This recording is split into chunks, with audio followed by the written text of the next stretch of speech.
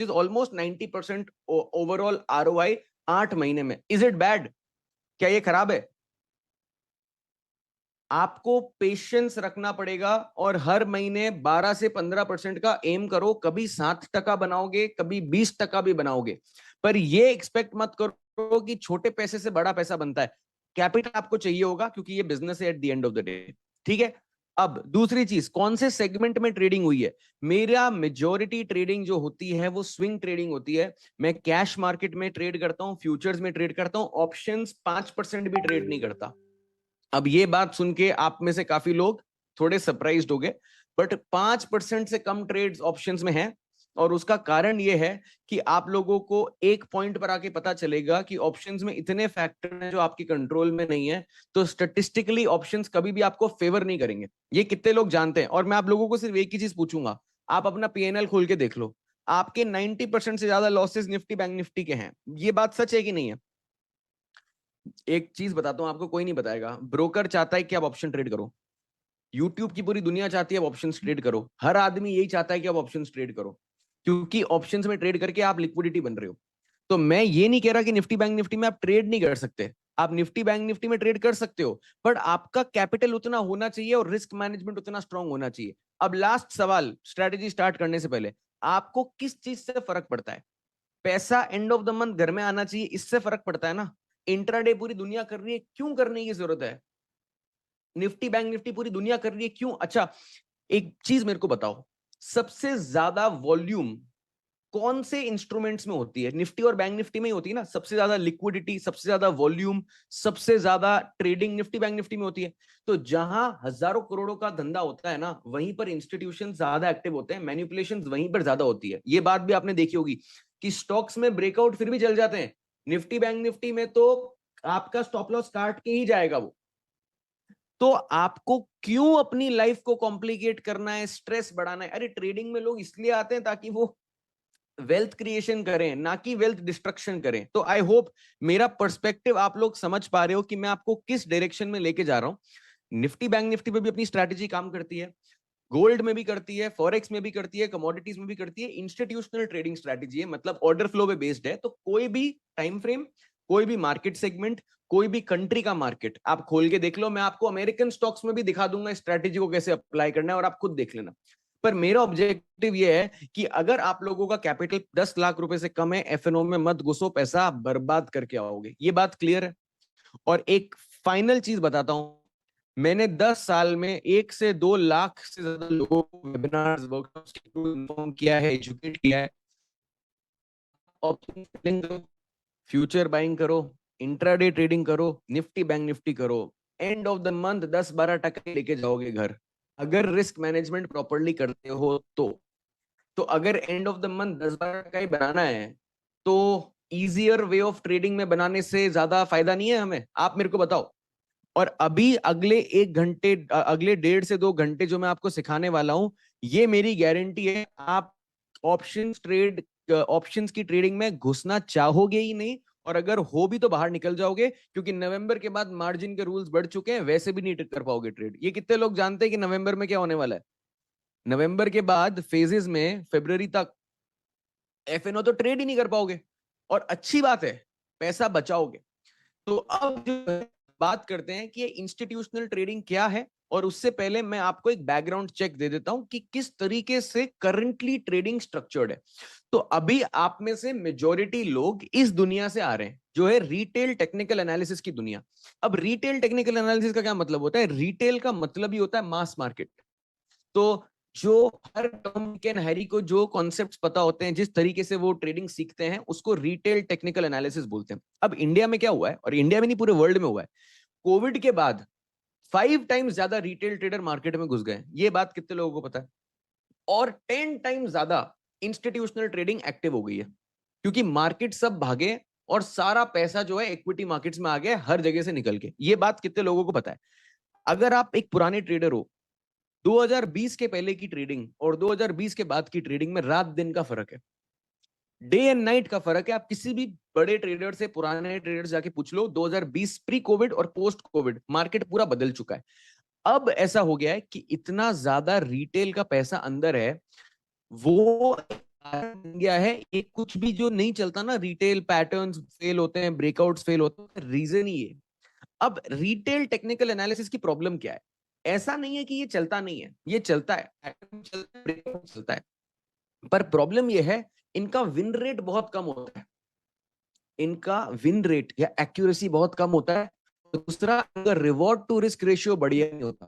तो वो trade profitable होते भी है ना, तो जो दो लॉस ट्रेड होते हैं वो सारा पैसा ले जाते हैं।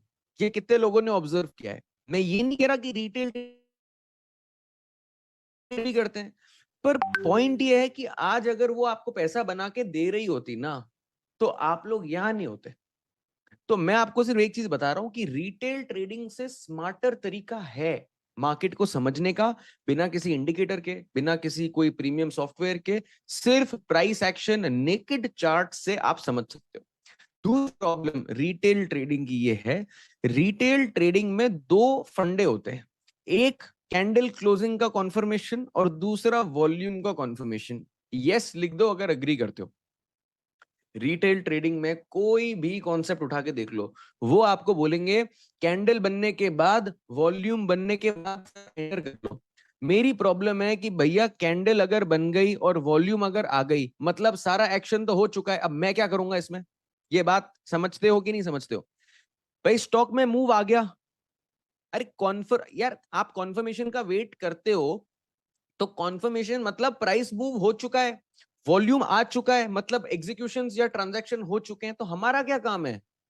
हम तो बहुत लेट एंटर कर रहे हैं। तो यहां पर भी आप इमेज में देखोगे आपको ब्रेकआउट यहां पर एंटर कराएगा, बट मूव तो यहां से चालू हुआ है ना, तो मैं यहां पर एंट्री करके तो बेवकूफी कर रहा हूं। सिमिलरली यहां पर आप देख लो, सिमिलरली अब यहां पर आके देख लो। तो रिटेल ट्रेडिंग की प्रॉब्लम ही ये है कि हम इतनी लेट एंटर कर रहे हैं मार्केट में कि हमारे लिए कुछ बचा ही नहीं है। तो अब मेरा आपसे ये जो अब मेरा जो प्रस्ताव है या जो मेरा अप्रोच है मार्केट का, वो ये है कि मेरा एक ही ऑब्जेक्टिव है, मेरे को कैंडल बनने से पहले, वॉल्यूम आने से पहले, ब्रेकआउट होने से पहले एंट्री बनानी है, फुल स्टॉप। ये बात से सहमत हो? मैं अगर ट्रेड कर रहा हूं तो मैं रिस्क लेके ट्रेड करूंगा, मेरा रिस्क कैलकुलेटेड होगा। तो मैं कोई कॉन्फर्मेशन की दुनिया में नहीं हूं कि कोई कॉन्फर्मेशन आएगा तो मेरे को श्योर शॉर्ट प्रॉफिट मिलेगा, ऐसा कुछ नहीं है। श्योर शॉर्ट प्रॉफिट जैसी कोई चीज होती तो लोग आज मुकेश अंबानी के भी ऊपर होते। तो आपको बस ये चीज समझा रहा हूं कि कैंडल बनने से पहले और वॉल्यूम आने से पहले अगर आप इंस्टीट्यूशंस के होने से पहले अपनी पोजीशंस बनाओगे, तभी एक्चुअल में आपका वो पैसा बनेगा जो पैसा आप मार्केट में ढूंढने आए हो। सचिन, आप लेफ्ट या राइट स्वाइप कर लीजिए या एग्जिट कर लीजिए, आपको स्क्रीन दिख जाएगी। तो अब इंस्टीट्यूशनल टेक्निकल एनालिसिस में ना दो बड़े कॉन्सेप्ट्स होते हैं, एक है ऑर्डर फ्लो और दूसरा है लिक्विडिटी। इसी के बेस पे हमारी दोनों स्ट्रेटजीज काम करेगी। अब इस ऑर्डर फ्लो और लिक्विडिटी का मतलब क्या होता है वो समझाता हूं, उससे पहले एक सिंपल भाषा में समझा देता हूं कि हम करने की क्या कर रहे हैं। सिंपल सा फंडा है, इंस्टीट्यूशंस जब अपने ऑर्डर्स एग्जीक्यूट करते हैं तो वो लोग ऑर्डर फ्लो मैकेनिज्म्स के थ्रू करते हैं, मतलब उनके कुछ एल्गोरिदम्स बने हुए हैं और उन एल्गोरिदम्स को बोला हुआ है कि हमें इस स्टॉक में पोजीशन बनानी है या इस इंडेक्स में बनानी है या गोल्ड में बनानी है, और वो लोग लिक्विडिटी ढूंढ ढूंढ के एग्जीक्यूट करेंगे। एक सिंपल अगर एग्जांपल दूं आपको, तो आपने देखा होगा कि फॉर एग्जांपल जब अगर कोई बहुत बड़ा जैसे कि अगर मैं आपको एग्जांपल दूं कि अगर मान लो कोई एक बहुत बड़ा बिल्डर है, उनको जमीन लेनी है, तो वो क्या करते हैं कि बहुत सारे छोटे छोटे ब्रोकर्स को बोल देते हैं यार जहां जहां मिल रही है जमीन इस एरिया के अंदर वो सब लेते जाओ। राइट, तो वो ये ढूंढते हैं कि इस फुट एरिया में कितने लोग जमीन बेचना चाहते हैं, तो वो सेलर्स को ढूंढते रहते हैं। जैसे जैसे सेलर मिलता जा रहा है वो बाय करते जाते हैं। ये बात अग्री करते हो? मान लो मैं एक बिल्डर हूं, मेरे को बॉम्बे में इस एरिया में अपनी बिल्डिंग बनानी है, पर यहाँ बहुत सारे छोटे छोटे छोटे छोटे छोटे छोटे घर हैं। तो मैं क्या करूंगा, एक एक घर वाले से जाके बात तो करूंगा नहीं, तो मैंने अपने एजेंट्स बना लिए। एजेंट को बोलता हूँ जो जो बेचने में इंटरेस्टेड है उन सबका लिस्ट ले आओ मेरे पास, उन सबसे खरीद लेता हूँ जाके। तो मैं कर क्या रहा हूँ, सेलर ढूंढ रहा हूँ ना जिससे मैं खरीद सकता हूँ। यस और नो? यही कर रहा हूँ। तो एग्जैक्टली यही मॉडल इंस्टीट्यूशंस फॉलो करते हैं।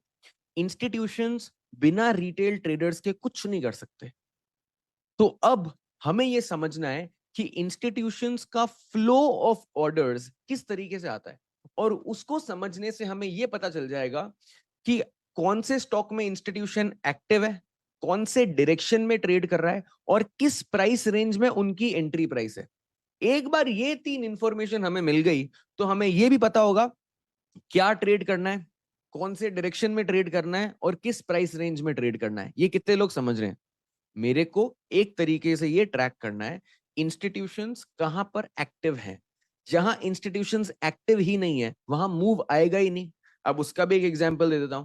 आप लोगों ने स्कैम 1992 वेब सीरीज देखी होगी हर्षद मेहता की। उसमें हर्षद मेहता जी ने जो मूव क्रिएट करे, एसीसी में करे, माजदा में किए, जितने भी स्टॉक्स में करे, वो इसलिए थोड़ी करे कि कोई बहुत ही बड़ा ब्रेकआउट आ रहा था उसमें। वो उन्होंने इसलिए किया क्योंकि उनके पास स्टेट बैंक ऑफ इंडिया का पैसा था। तो जब money flows into the market, जब मनी फ्लो आता है ना बाजार में, तो स्टॉक हमेशा ऊपर की तरफ मूव करेगा ही करेगा।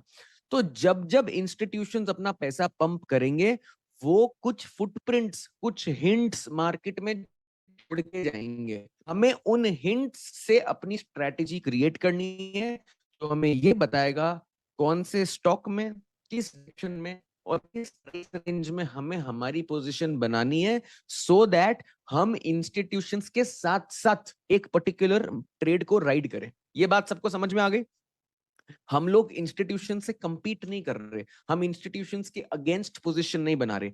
हम सिर्फ इंस्टीट्यूशंस के डायरेक्शन को समझ के, स्टॉक को समझ के, उसी स्टॉक में, उसी फ्लो में अपनी पोजीशंस क्रिएट करने की हमारी कोशिश रहेगी। और हर चीज में, किसी भी चीज की मार्केट में गारंटी नहीं होती। ये सब हम 70 से 75% एक्यूरेसी के साथ करेंगे। ठीक है? अब लेट्स ट्राई टू अंडरस्टैंड कि ये लिक्विडिटी का मतलब क्या है। एक सबसे, अगर सिंपलेस्ट एग्जांपल अगर मैं लिक्विडिटी का बताऊं, तो लिक्विडिटी बेसिकली आप समझ लो प्राइस का मैग्नेट है। तो लिक्विडिटी का एक्चुअल मतलब होता है कि मार्केट में जितने पेंडिंग ऑर्डर्स होते हैं ना, उसको लिक्विडिटी बोलते हैं। अब अगर मैं बहुत ही सिंपल एग्जांपल आपको बताऊं, आपको 10 घर खरीदने हैं, आपको 10 हाउसेस खरीदने हैं मार्केट में, और आपको 10, लेट्स से 10 लाख रुपए का एक घर है और ये करंट प्राइस चल रही है। अब अगर आपको 10 घर खरीदने हैं किसी मार्केट में, तो आपको 10 सेलर चाहिए, बराबर? आपको 10 घर खरीदने हैं तो यू विल नीड 10 सेलर्स। तो 10 सेलर्स को आपको ढूंढना पड़ेगा। अब मान लो कोई भी सेलर 10 लाख में बेचने को तैयार नहीं है, वो 20 लाख में ही बेचने को तैयार है। तो क्या आप 10 लाख में खरीद पाओगे? 10 बंदे हैं बेचने वाले, आपको 10 घर खरीदना है, आप बोल रहे हो 10 लाख में खरीदना है, वो बोल रहा है 20 लाख में बेचना है। तो ट्रांजैक्शन तो हो ही नहीं सकता ना, क्योंकि उसको 20 में बेचना है, आपको 10 में खरीदना है। तो अब अगर ऐसी सिचुएशन आ गई है कि आपको अब खरीदना ही पड़ेगा, मतलब मेरे को बस खरीदना ही खरीदना है, मेरे पास कोई ऑप्शन नहीं है, तो आप क्या करोगे? वो बंदा 20 लाख से नीचे नहीं आ रहा, पर आपको अब खरीदना ही खरीदना है, कोई ऑप्शन ही नहीं है आपके पास। आप क्या करोगे बताओ? आप 20 लाख में इस बंदे से ये घर खरीद लोगे। तो अल्टीमेटली आप क्या कर रहे हो? You are going like a magnet to the place जहां पर नेक्स्ट बेस्ट अवेलेबल सेलर खड़ा है, बराबर? मेरे को खरीदना है, एक ही बेचने वाला है और कोई बेच नहीं रहा, और वो 20 लाख से कम में बेचने को तैयार नहीं, तो मेरे पास कोई ऑप्शन नहीं है, पर मैं एक मैग्नेट की तरह 20 लाख की तरफ प्राइस को लेकर चला जाऊंगा, बराबर? तो ये जो 20 लाख का बंदा था, क्या मैं ये बोल सकता हूं इसने अपना टारगेट प्राइस डाला हुआ है स्टॉक मार्केट की भाषा में, कि उसने अपना सेल लिमिट ऑर्डर डाला हुआ है, sell limit of 10 quantity at 20 lakh rupees, ऐसा बोल सकता हूं मैं? मेरे पास 10 क्वांटिटी पड़ी है, मैंने उसकी सेल लिमिट ऑर्डर डाल दी कि मेरे को ये 10 क्वांटिटी 20 में ही बेचना है। तो मैंने क्या करा, एक पेंडिंग ऑर्डर मार्केट में डाल दिया कि यार मेरे को तो इतनी क्वांटिटी बेचनी इतने प्राइस पर। तो ये जो पेंडिंग ऑर्डर्स होते हैं मार्केट में, ये लिक्विडिटी का काम करते हैं। रिटेल ट्रेडर आप और मेरे जैसे बहुत सारे पेंडिंग ऑर्डर मार्केट में रोज छोड़ते हैं, और उनका नाम है स्टॉप लॉस ऑर्डर्स। सुना होगा आपने? हम लोग बहुत सारे स्टॉप लॉस ऑर्डर्स जो हैं वो मार्केट में प्लेस करके छोड़ देते हैं, वो भी पेंडिंग स्टेटस में चले जाते हैं। तो आपने ये देखा होगा कि मान लो आप एक डबल बॉटम का ट्रेड बाय कर रहे हो, तो आपने यहां पर बाय कर दिया, और बाय करते करते आपने साथ में एक सेल ऑर्डर जो है आपका स्टॉप लॉस ऑर्डर, वो मार्केट में प्लेस कर दिया। अब ये स्टॉप लॉस ऑर्डर एग्जीक्यूट तो नहीं हुआ है ना, ये ऑर्डर तो आपने ब्रोकर को बोला है कि भैया मैंने 100 में खरीदा है, 95 पर जाएगा तो भैया मेरे को निकाल देना। तो ब्रोकर ने क्या करा, ठीक है सर मैं आपका ऑर्डर ले लेता हूं, एक्सचेंज में डाल के छोड़ देता हूं, जब 95 रुपीज पे भाव आएगा आपका सौदा कट जाएगा। यही होता है, हाँ या ना में जवाब दे दीजिए। तो ब्रोकर ने क्या करा, आपका ऑर्डर लिया और उसको नेशनल स्टॉक एक्सचेंज की ऑर्डर बुक में पेंडिंग स्टेटस में डाल दिया कि यार वीरेंद्र सिंह का ऑर्डर है, 95 रुपीज है, यहां पर 95 आ जाए तो इनका ऑर्डर एग्जीक्यूट कर देना।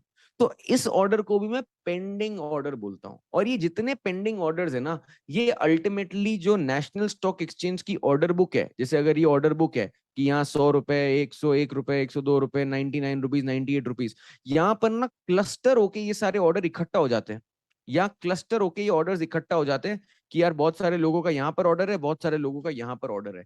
ये डेटा आपको मेरे को दिखता ही नहीं है, इसके लिए एनएसई की लीज लाइन लेनी पड़ती है। किसी ने सुना है? एनएसई की लीज लाइन होती है जो लेवल 3 का डेप्थ डेटा देती है आपको। अब वो डेटा 65 लाख रुपए का आता है।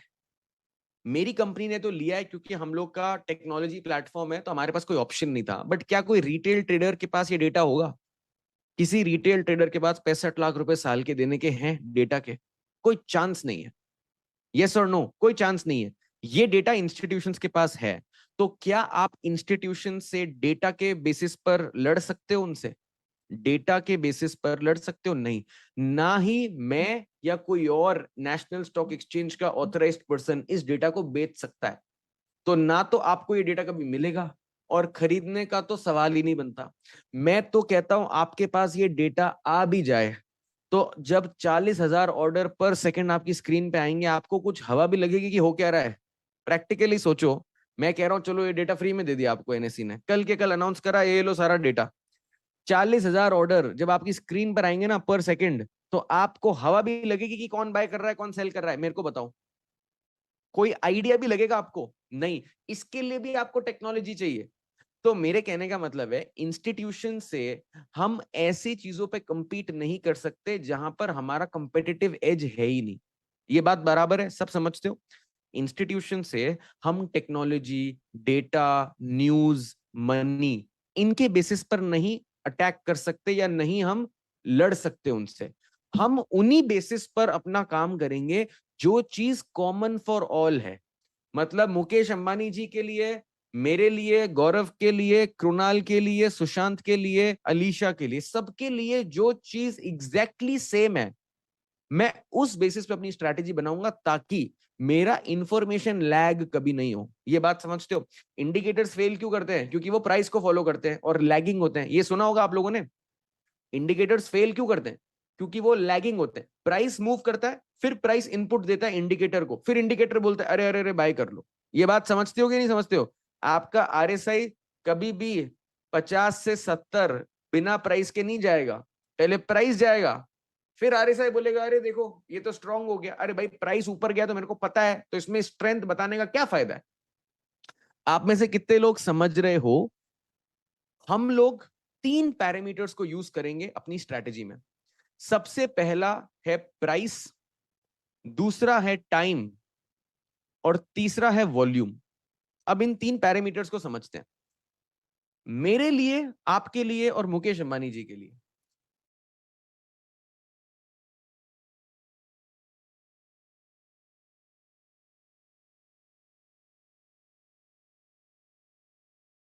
मुकेश बज के 16 मिनट 1 मिनट पहले आ जाता है, या आपके मेरे लिए 9 बज के 16 मिनट 1 मिनट बाद में आएगा? लेजिट जवाब दो इसका, सच सच जवाब दो।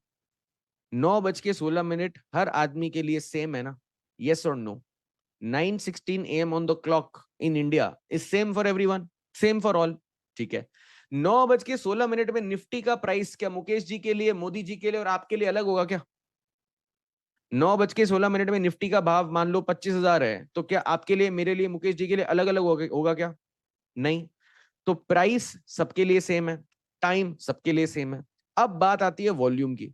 अब वॉल्यूम से बड़ा मिसअंडरस्टूड कॉन्सेप्ट इस दुनिया में कोई है ही नहीं, उस पर मैं बाद में आऊंगा। बट मैं एक चीज बताता हूं कि जब वॉल्यूम का जो बार है वो बन चुका होता है मार्केट में, वॉल्यूम क्या बताती है? कितने सौदे हुए बाजार में, बराबर। वॉल्यूम आपको क्या बताती है? कितने सौदे हुए, कितने ट्रांजैक्शंस हुए। अब दुनिया को ये लगता है, और आप में से बहुत लोगों को ये लगता होगा कि यार अगर यहाँ पर एक ग्रीन कलर की वॉल्यूम बार बनी है बड़ी, तो आपको लगता है बहुत इंस्टीट्यूशनल बाइंग आई है। ये कितने लोगों को लगता है? सच सच बताना कि यहाँ पर अगर ग्रीन कलर की वॉल्यूम बार बन के आती है तो हमें लगता है कि यार यहाँ पर तो बहुत सारी इंस्टीट्यूशनल वॉल्यूम जो है आई है। और अगर रेड कलर की वॉल्यूम बार यहाँ पर बन जाती है तो हमें लगता है बहुत ज्यादा इंस्टीट्यूशनल सेलिंग आई है। ठीक है, अब मैं आपको एक चीज बताता हूँ। वॉल्यूम का मतलब है number of transactions, number of सौदे। क्या कोई ट्रांजैक्शन बिना बायर सेलर के हो सकता है? मेरे को 5 आईफोन बाय करने हैं, सेलर के पास है ही नहीं आईफोन बेचने के लिए, तो मैं खरीद सकता हूँ क्या? मेरे को 5 आईफोन खरीदने हैं, नहीं है सेलर के पास, तो मैं खरीद सकता हूं क्या? नहीं। तो जब भी बायर और सेलर दोनों ट्रांजैक्ट करते हैं तभी तो जाके सौदा होगा। अगर सिर्फ बायर है तो सर्किट लग जाएगा, सिर्फ सेलर है तो सर्किट लग जाएगा। तो ये कितने लोग समझ चुके हो कि बायर और सेलर का होना जरूरी है एक ट्रांजैक्शन को करवाने के लिए? बराबर, कोई प्रॉब्लम नहीं है। अब यहां पर पूरा गेम चेंज हो जाता है। हमें लगता है कि जैसे ही वॉल्यूम मार्केट में आएगा तो बहुत सारे इंस्टीट्यूशंस यहाँ पर बाइंग कर रहे हैं। हमें लगता है यार ग्रीन कलर का वॉल्यूम बार बन गया मतलब बहुत लोग यहाँ पर बाय कर रहे हैं। अब मेरा सवाल ये है कि जब इतनी बड़ी वॉल्यूम की बार ब्रेकआउट के बाद बनती है तो मानना बहुत लोग बाय कर रहे हैं, पर क्या वो लोग बाय कर पाएंगे अगर कोई बेचेगा ही नहीं उनको? तो सोच के बताओ। आप लोग क्या सोचते हो? सर यहाँ पर अगर ब्रेकआउट आ गया ना कैंडल क्लोजिंग के साथ और वॉल्यूम के साथ तो मेरा कॉन्फर्मेशन है टू बाय, यही सोचते हैं हम लोग। अगर हमारा सर यहाँ ब्रेकआउट हो जाए बड़ी कैंडल और बड़ी वॉल्यूम कॉन्फर्मेशन के साथ तो हम यहाँ ब्रेकआउट को खरीद लेंगे। मेरा सवाल ये है कि यहाँ पर आप खरीद तो रहे हो, वॉल्यूम आ तो रहा है, तो ये बात तो मैं मान गया आपकी कि बहुत सारे लोग बाय कर रहे हैं, पर क्या ये लोग बाय कर पाएंगे अगर बहुत लोग सेल नहीं करेंगे? तो नहीं कर सकते ना। तो बेच कौन रहा है यहाँ पे? सोचा है कभी? यहाँ पर बेच कौन रहा है? आप बताओ कौन बेच रहा है? इंस्टीट्यूशंस। अब आपको अगर मैं एक एग्जांपल बताऊं थोड़ा विजुअलाइज कराने के लिए तो आपको बेटर तरीके से समझ में आएगा। ठीक है, अब यहाँ पर मैंने एक चार्ट खोला है। ठीक है, मैं इसके 1 डे चार्ट पर जाता हूँ। चलो मैं मूविंग एवरेज वगैरह भी हटा देता हूँ, मैं एक सिंपल सी चीज आपको समझाता हूँ तो आपको थोड़ा सा एक बेटर आइडिया लगेगा। ठीक है, अभी ना मैं एक रैंडम सी चीज खोल के दिखाता हूँ आपको। ठीक है, अब यहाँ पर ना एक आपके सामने चार्ट खुला है। ठीक है, अब मेरे को सर एक चीज बताइए आप लोग। ठीक है, यहाँ पर ब्रेकआउट हो रहा है हाँ या ना? पहले ये बताओ ब्रेकआउट हो रहा है हाँ या ना? दूसरा दूसरा आप जो है एक जनरल ट्रेडर का वॉल्यूम चार्ट कुछ इस तरीके से दिखता है। एक जनरल नॉर्मल ट्रेडर का वॉल्यूम चार्ट कुछ इस तरीके से दिखता है। ये बात कितने लोग मानते हो? ग्रीन और रेड कलर की वॉल्यूम बार्स होती है। मेरे चार्ट में सारी ग्रे थी, क्यों थी बता दूंगा। बट यहाँ पर यूजुअली लोगों का ये पर्सपेक्टिव होता है कि सर यहाँ पर एक पैटर्न ब्रेक हो गया है, ब्रेकआउट हो गया है, बड़ी कैंडल ने क्लोजिंग दे दी है और वॉल्यूम भी आ चुका है मार्केट में, मतलब अब से यहाँ से प्राइस ऊपर जाएगा। क्या ये सच बोल सकता हूं मैं कि ये 90% रिटेल ट्रेडर्स का ये पर्सपेक्टिव होता है कि अब यहां से सर तेजी आएगी? अब दो दिक्कत है, दो प्रॉब्लम है इसमें। पहला तो ये कि मेरे को आप ये बताओ प्राइस को यहाँ ए पॉइंट से बी पॉइंट लेकर कौन आया? आप मेरे को तो ये बता दो प्राइस को ए पॉइंट से बी पॉइंट पर लेकर कौन आया? इंस्टीट्यूशंस लेकर आए। गौरव रिटेल ट्रेडर कैसे लेकर आएगा? रिटेल ट्रेडर इतनी वॉल्यूम में बाय कर सकता है क्या? रिटेल ट्रेडर इतनी वॉल्यूम में बाय कर सकता है क्या? नहीं कर सकता ना। तो ए से बी लेकर कौन आया? इंस्टीट्यूशंस। ठीक है, तो मूव स्टार्ट हुआ ए से और एंड हो रहा है बी पर। तो जब इंस्टीट्यूशन का सारा काम खत्म हो गया उसके बाद अगर मैं बाय करूंगा तो क्या मैं बेवकूफी कर रहा हूं? यस और नो? अरे ये हैमर वैमर दुनिया में 100 जगह बनेंगे, हैमर से कुछ नहीं होता है। ये हैमर और ये जितने कैंडलस्टिक पैटर्न है प्योर यूजलेस है, लोकेशन अगर सही नहीं है तो। मेरा सवाल ये है कि इंस्टीट्यूशंस जब बाय कर रहे हैं तो वो वॉल्यूम के साथ आपको दिखाएंगे कि वो लोग इन्वॉल्व है, बराबर बात। मैं ये कह रहा हूं कि हम लोग पॉइंट बी पर बाय करने का सोच रहे हैं, जब मूव ए से भी इंस्टीट्यूशंस लेकर आए, अब इंस्टीट्यूशंस, आप मेरे को एक चीज बताओ, क्या वो लोग बड़ी क्वांटिटी में बाय करते हैं? हाँ या ना में जवाब देना। क्या इंस्टीट्यूशंस बड़ी क्वांटिटी में बाय करते हैं? करते हैं। तो कभी भी कोई बड़ी क्वांटिटी का बायर हायर प्राइसेस पे ज्यादा बाय करने का सोचेगा कि लोअर प्राइसेस पे ज्यादा बाय करने का सोचेगा? लोअर प्राइसेस पे।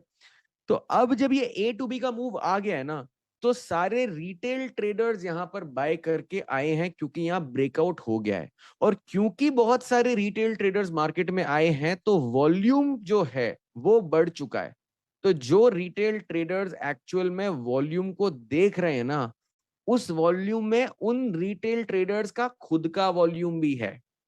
तो पॉइंट ये है कि जब प्राइस ए से बी मूव कर चुका है, वॉल्यूम आ चुका है, प्राइस में मूवमेंट हो चुका है, मेरे को बी पे बाय करने में कोई भी फायदा है क्या? आप लॉजिकली बताओ, मेरे को बी में बाय करने का कोई भी फायदा है क्या? नहीं है ना। दूसरा, एक और चीज बता देता हूं। अब आपने ना कभी भी प्राइस डिलीवरी का कॉन्सेप्ट शायद नहीं सुना होगा।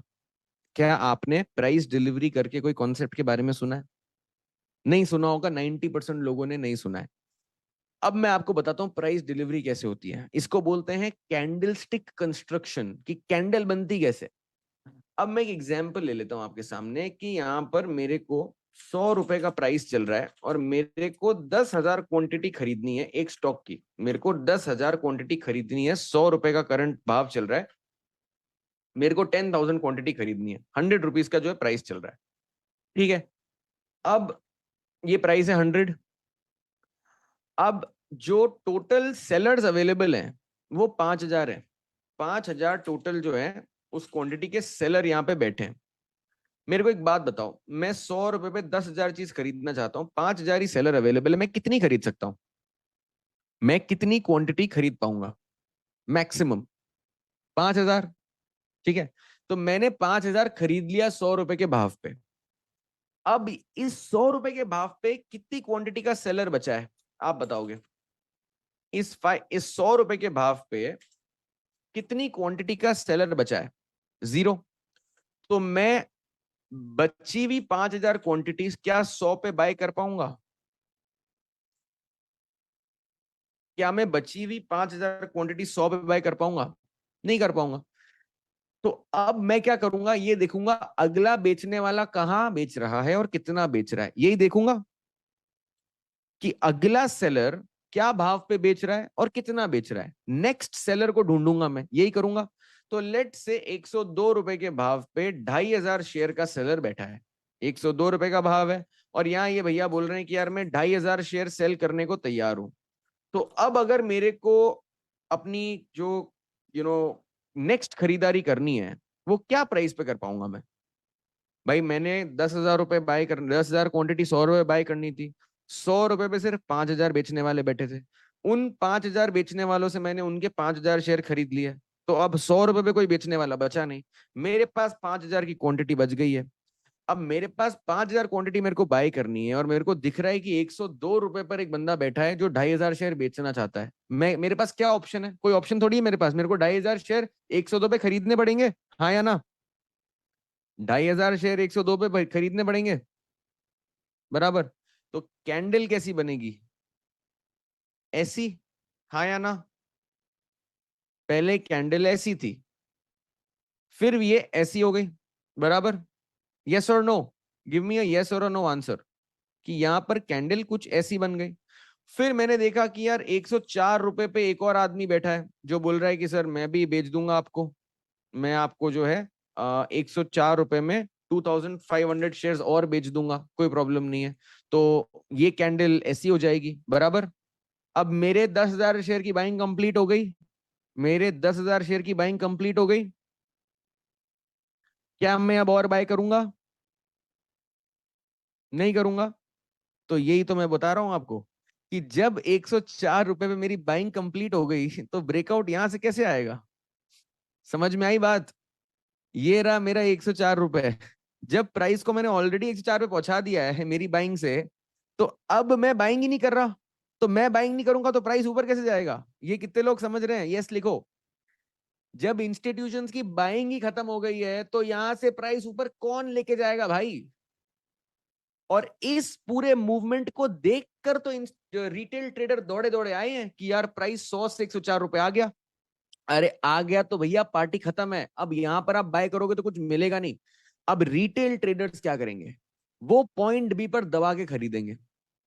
अब आप एक चीज बताओ, इंस्टीट्यूशंस तो खरीद नहीं रहे पॉइंट बी पर, इंस्टीट्यूशंस तो अब खरीदने में इंटरेस्टेड नहीं है, ये बात यस अगर अग्री करते हो तो यस लिख दो। पॉइंट बी पर अब इंस्टीट्यूशंस इंटरेस्टेड नहीं है खरीदने के लिए, ठीक है, उनकी बाइंग ऑलरेडी हो चुकी है। पर रिटेल ट्रेडर्स ने बी पॉइंट पे दबा के खरीद लिया है। अब रिटेल ट्रेडर ये सोच रहा है कि इंस्टीट्यूशन आके खरीदेगा, पर इंस्टीट्यूशन तो खरीद ही नहीं रहा, तो यहां से क्या प्राइस ऊपर जाने के चांसेस हैं? पॉइंट बी के आगे 90% चांस है कि प्राइस ऊपर नहीं जाएगा क्योंकि इंस्टीट्यूशन यहां खरीद ही नहीं रहा। अब आप मेरे को ये बताओ, आपने अगर कोई स्टॉक ब्रेकआउट के बाद खरीद लिया है और वो 1 घंटे से मूव ही नहीं कर रहा, आप क्या करोगे? आपने एक स्टॉक ब्रेकआउट पे खरीदा, वो स्टॉक मूवमेंट ही नहीं कर रहा है, तो आप क्या करोगे? आप बेचोगे, प्रे तो करोगे ही, पर आप बेच दोगे। Correct, you will sell, you will square off. अब बेचने के लिए क्या आपको कोई बायर चाहिए? आपको बेचना है तो किसी को खरीदना पड़ेगा, तो बेचने के लिए आपके पास कोई बायर है? बेचने के लिए इंस्टीट्यूशन तो खरीदने में इंटरेस्टेड ही नहीं है, और जो ब्रेकआउट वाले रिटेल ट्रेडर थे वो ऑलरेडी खरीद के बैठे हैं। तो क्या मैं बोल सकता हूं पॉइंट बी पर बेचने वाले अब बहुत हैं पर खरीदने वाला कोई नहीं है? ये बात किसको समझ में आ रही है? भाई ब्रेकआउट होने के बाद जिसने बाय करना था उसने कर लिया, इंस्टीट्यूशंस तो खरीदने वाले बैठे ही नहीं है, इंस्टीट्यूट उनको खरीदना ही नहीं है, तो रिटेल ट्रेडर खरीद के बैठा है। अब रिटेल ट्रेडर को बेचना है, तो बेचने के लिए खरीदार कहाँ है ही नहीं। करेक्ट, ये बात समझ में आ गई? तो अब अगर आपको 100 रुपए पे कोई चीज बेचनी है और खरीदने वाला कोई नहीं है, तो प्राइस को 98 तक लेकर आओगे कि नहीं आओगे? आपको 100 रुपए में कोई चीज बेचनी है, कोई खरीदने वाला है ही नहीं, तो आप प्राइस गिराओगे ना। तो कुछ रिटेल ट्रेडर यहां पर कम प्राइस पे बेचना स्टार्ट करेंगे, और उसको देखते देखते बाकी लोग भी अपनी सेलिंग धीरे धीरे चालू करेंगे, और एक पॉइंट ऐसा आएगा कि प्राइस उनका जो स्टॉप लॉस है उसको ले लेगा और प्राइस यहां पर तेजी से फॉल करना स्टार्ट कर देगा। पर यहां पर इंटरेस्टिंग पार्ट ये है कि प्राइस को ए से बी ले जाने के लिए तो भैया बहुत सारी वॉल्यूम लग गई, प्राइस को ए से बी ले जाने के लिए तो बहुत बड़ी वॉल्यूम लग गई, पर प्राइस बी से सी पर आया बहुत ही छोटी वॉल्यूम पर। इसका मतलब क्या है? ए से बी ले जाने वाला अभी भी ट्रेड में बैठा है। ये कितने लोग समझ पा रहे हो? दिमाग लगाओ, यूज कॉमन सेंस। ए से बी अगर 1 करोड़ शेयर की बाइंग हुई है, तो मैंने 1 करोड़ यूनिट खरीदे। अगर मैं इस स्टॉक से निकल गया तो 1 करोड़ की बिकवाली होनी चाहिए कि नहीं? आप मेरे को बताओ। अगर मैंने 1 करोड़ मेरे शेयर बेच दिए तो 1 करोड़ की बिकवाली दिखनी चाहिए ना चार्ट पे, कहां दिख रही है? इसका मतलब जिसने ये मूव क्रिएट किया है ना वो अभी भी बैठा है। ये बात बराबर है? जिसने ये मूव क्रिएट किया है वो अभी भी बैठा है, और ये जितना टाइम पास हुआ है ये सारे रिटेल ट्रेडर या छोटे मोटे ट्रेडर्स जो हैं वो लोग निकले हैं। तो अब आपको पूरी लाइफ ये समझाया गया है, ब्रेकआउट के बाद और वॉल्यूम के बाद खरीदो। मैं आपको कह रहा हूं जहां पर आपका वॉल्यूम ड्राई अप हो जाए, वॉल्यूम ड्राई अप मतलब वॉल्यूम डिक्लाइन करते करते ड्राई अप हो जाए, वहां पर इंस्टीट्यूशनल एक्टिविटी फिर से रीस्टार्ट होने वाली है। और 9 आउट ऑफ 10 सिचुएशंस में मैं आपको प्रूव करके दिखा दूंगा कि जहां पर वॉल्यूम सबसे कम होती है वहां पर सबसे कम ट्रांजैक्शंस होते हैं, मतलब कम भीड़ होती है, वहीं पर इंस्टीट्यूशंस अपनी बाइंग रीस्टार्ट करते हैं। जहां वॉल्यूम बहुत ज्यादा होती है वहां ऑलरेडी ओवर क्राउडेड है वो पर्टिकुलर स्टॉक, वो पर्टिकुलर लोकेशन, वो पर्टिकुलर प्राइस, वहां पर एंटर करके हमें कभी भी हमारा पैसा नहीं बनेगा।